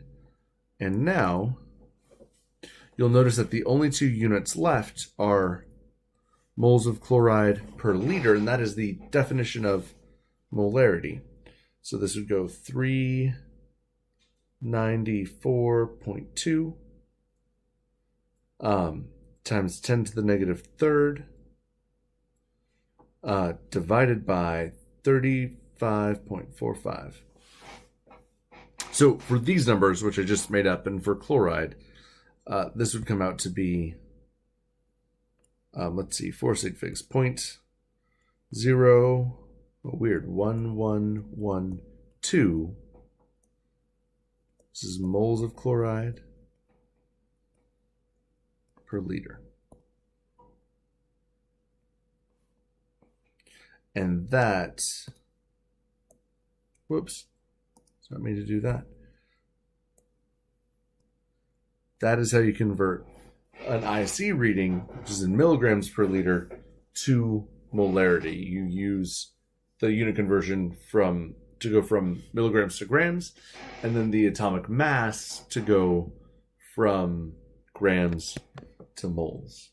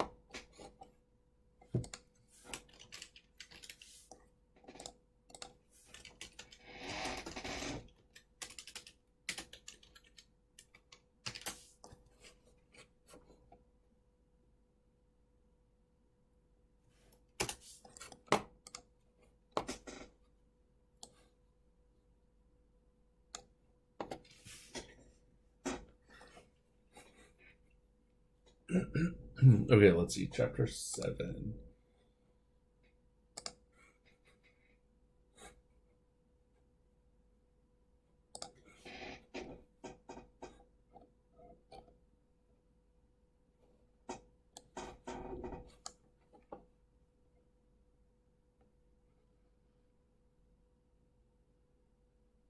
Okay, let's.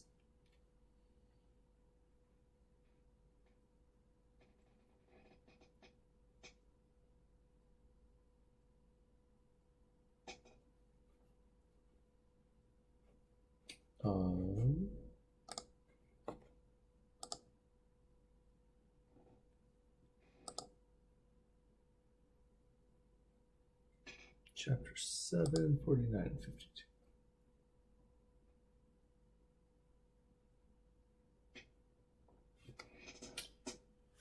All right, let's see. So,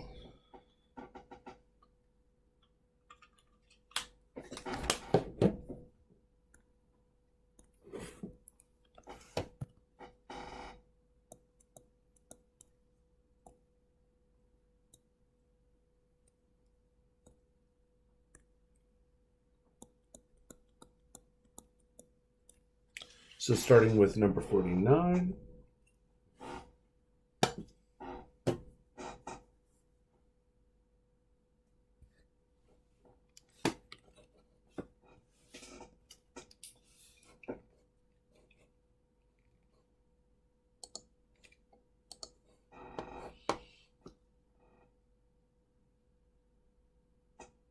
All right, let's see. The resolution limit of a microscope is roughly equal to the wavelength of light used in producing the image. Electron microscopes use an electron beam in place of photons. To produce much higher resolution images, about 0.20 nanometers in modern instruments. Assuming the resolution of an electron microscope is equal to the de Broglie wavelength of the electron used, what speed must the electrons be accelerated to obtain a resolution of 0.2 nanometers? All right. First thing you want to do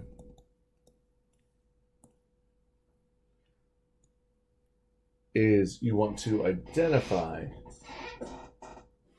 what you're trying to find. And that is right there at the end. They ask, what speed, right? What speed do the electrons need to be accelerated to achieve that resolution? Let's look at what we're given.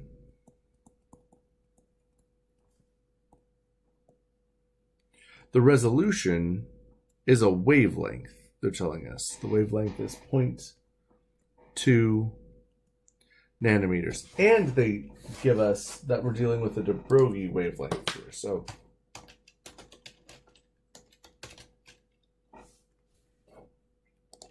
let's pull up that equation.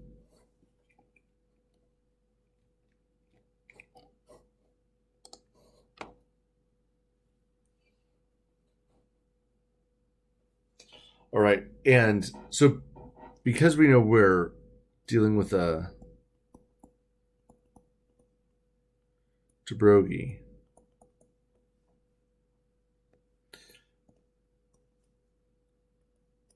that tells us that the de Broglie wavelength is equal to Planck's constant times the mass times the velocity or speed.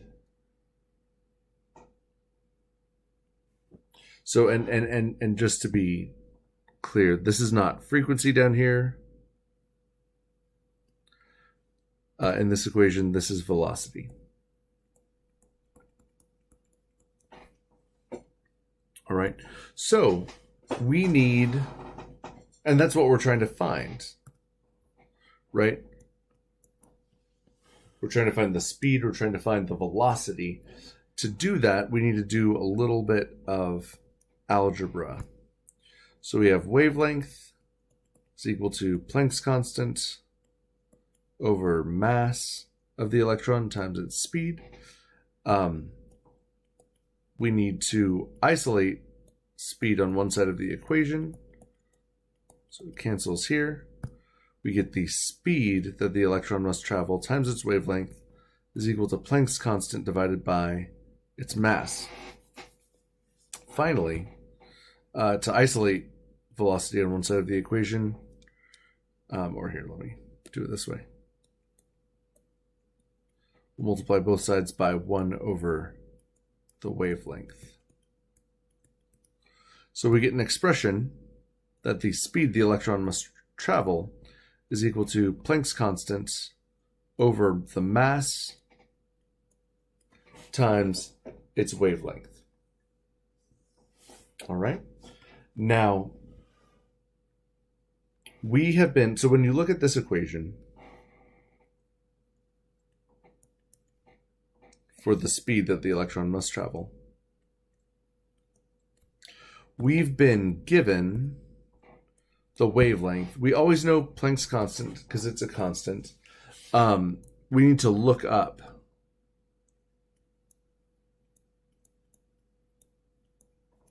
the mass of an electron. And I actually just dropped a table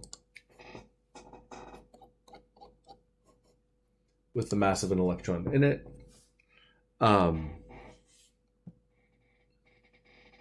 Its mass in grams is 9.109 times 10 to the negative 28 grams.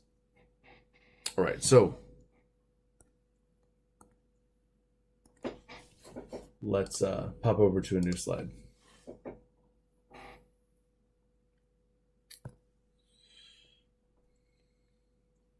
Now, when you first go to plug in your values, there's going to be a few problems. Planck's constant is 6.626 times 10 to the negative 34th joules times seconds. Our mass was 109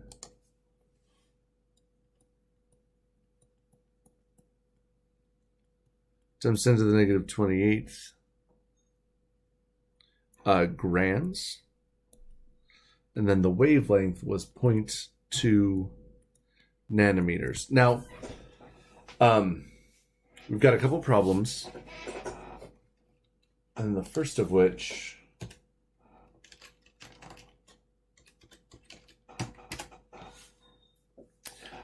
lies in joules. All right, we've got some unit canceling problems here. I'm trying to, I think it's, yeah, there we go. Turns out that the energy unit joule, 1 joule is equal to 1 kilogram times meter squared times second squared. And you'll notice that when we substitute this in,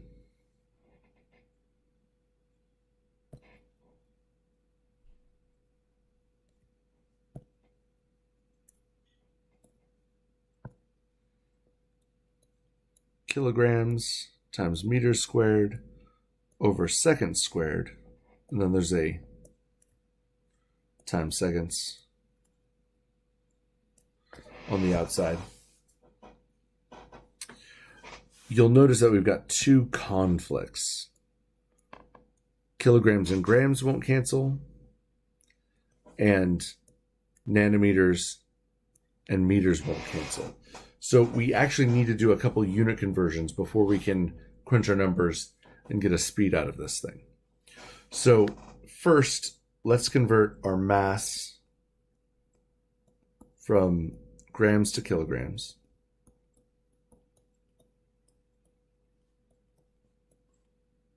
One kilogram is 1,000 grams.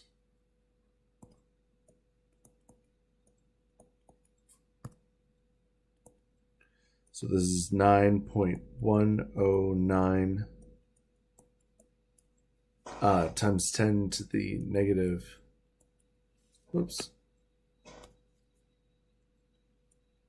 negative 31st kilograms. And now let's convert our nanometers to meters.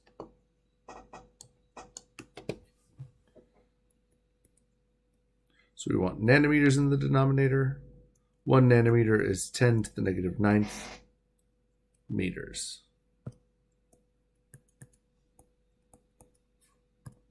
So that'll be 2 times 10 to the negative 10 meters. All right, now we can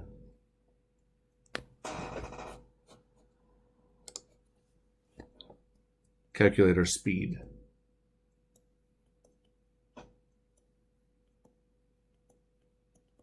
So punching in our numbers, we've got 6.626 times 10 to the negative 34th.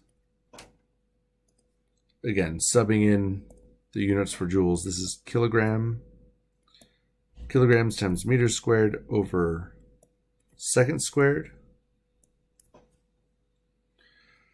times seconds outside that parentheses over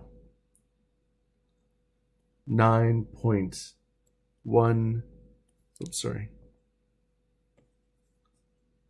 109 times 10 to the negative 31st kilograms, that's our mass, times our wavelength, 2 times 10 to the negative 10th meters. Now when you look at what happens units-wise, kilograms cancel. This second on the outside cancels 1, so instead of seconds squared, we just have seconds. And then this meter down here cancels 1 of the meters squared, so we have meters per second, which is a velocity unit, right? It's a speed unit, so that checks out. So let's crunch some numbers here.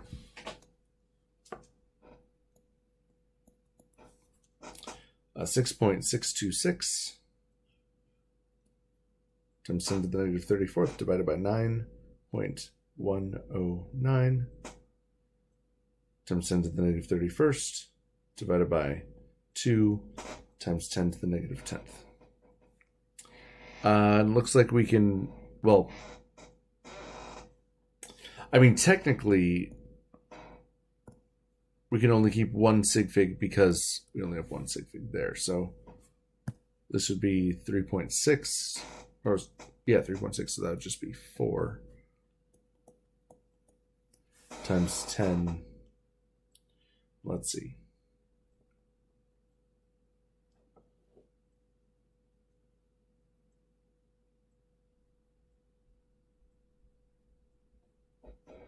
Ten to the 6th meters per second. So this is, going back to the original problem, the speed to which the electrons must be accelerated.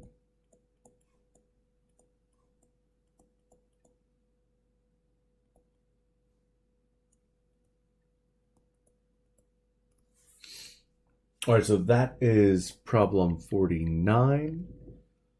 Let's take a look at number 52. Okay, this is a very similar problem.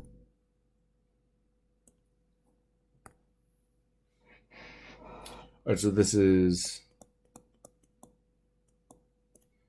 number 52.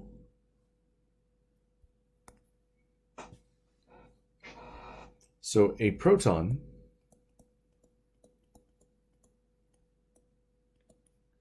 with a de Broglie wavelength of 122 picometers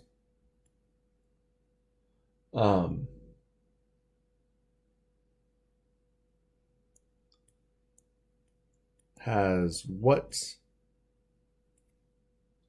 speed?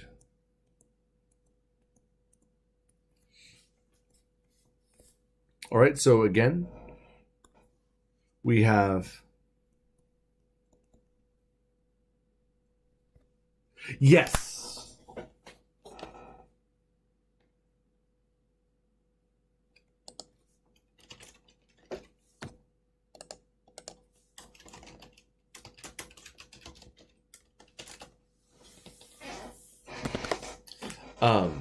So we have the equation. The de Broglie wavelength is equal to Planck's constant times mass times the velocity.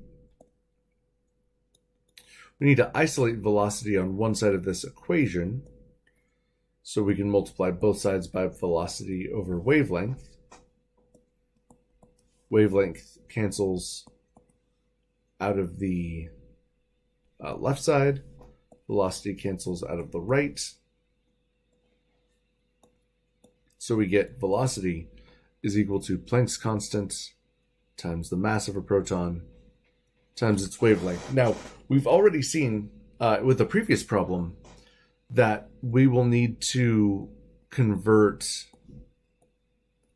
our wavelength to meters. So we put picometers in the denominator, meters in the numerator. 1 picometer is 10 to the negative 12th meters.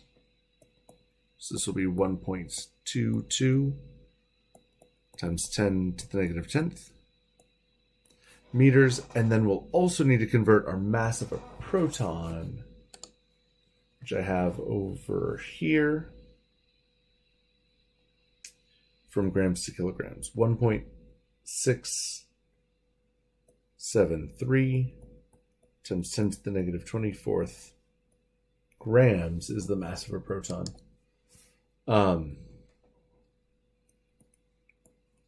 we need to convert that to kilograms. So that's 1,000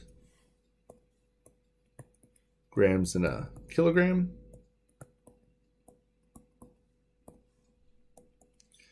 So this will be 1.673 times 10 to the negative 27th kilograms.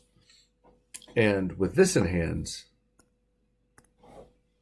we can now take it and then calculate the speed of the proton, which again is equal to Planck's constant divided by its mass times its de Broglie wavelength. So that's 6.626.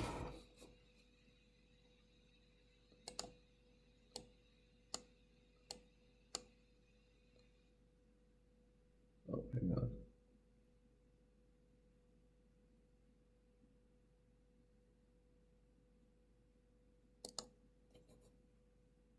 There we go. Times 10 to the negative 34th. Joules are kilograms times meters squared over seconds squared, and times seconds. That's Planck's constant. Our mass is 1.673 times 10 to the negative 27th kilograms, and our wavelength is 1.22 times 10 to the negative 10th meters.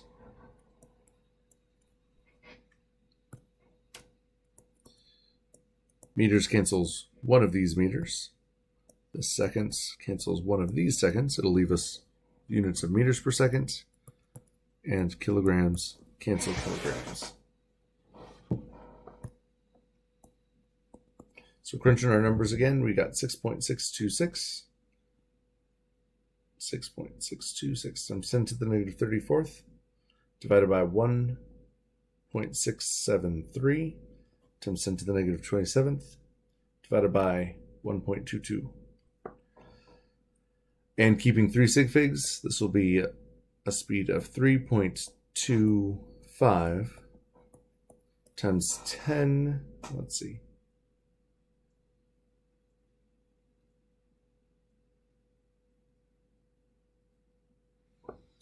to the third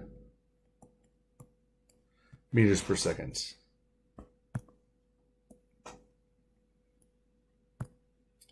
This is the speed of the proton.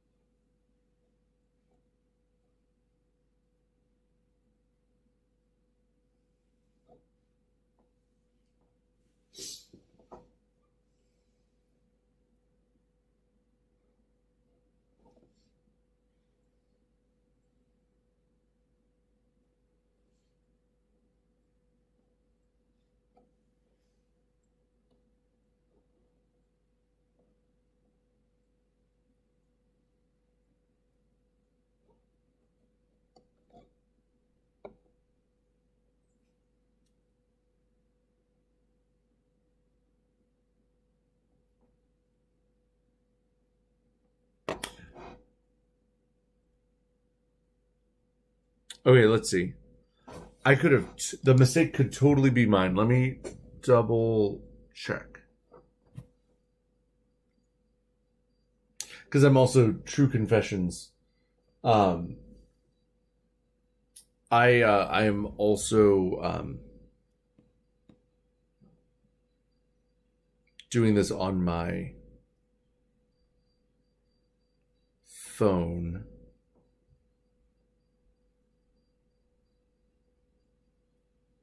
Which I might double check with my graphing calculator. Well, it looks like it's the same answer, but we're... Oh, wait, no. Oh, wait, actually? Wait, hang on. Yeah.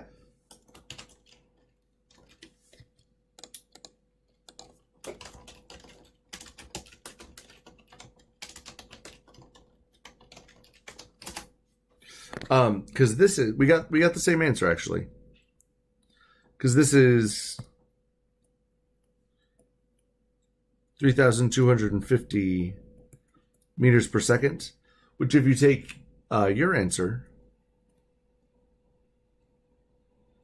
3,246.35. Yeah, no, I flipped out too, because at first I thought that they were different. Yeah, and we slapped that to 3 sig figs. 6 rounds up. So we're good.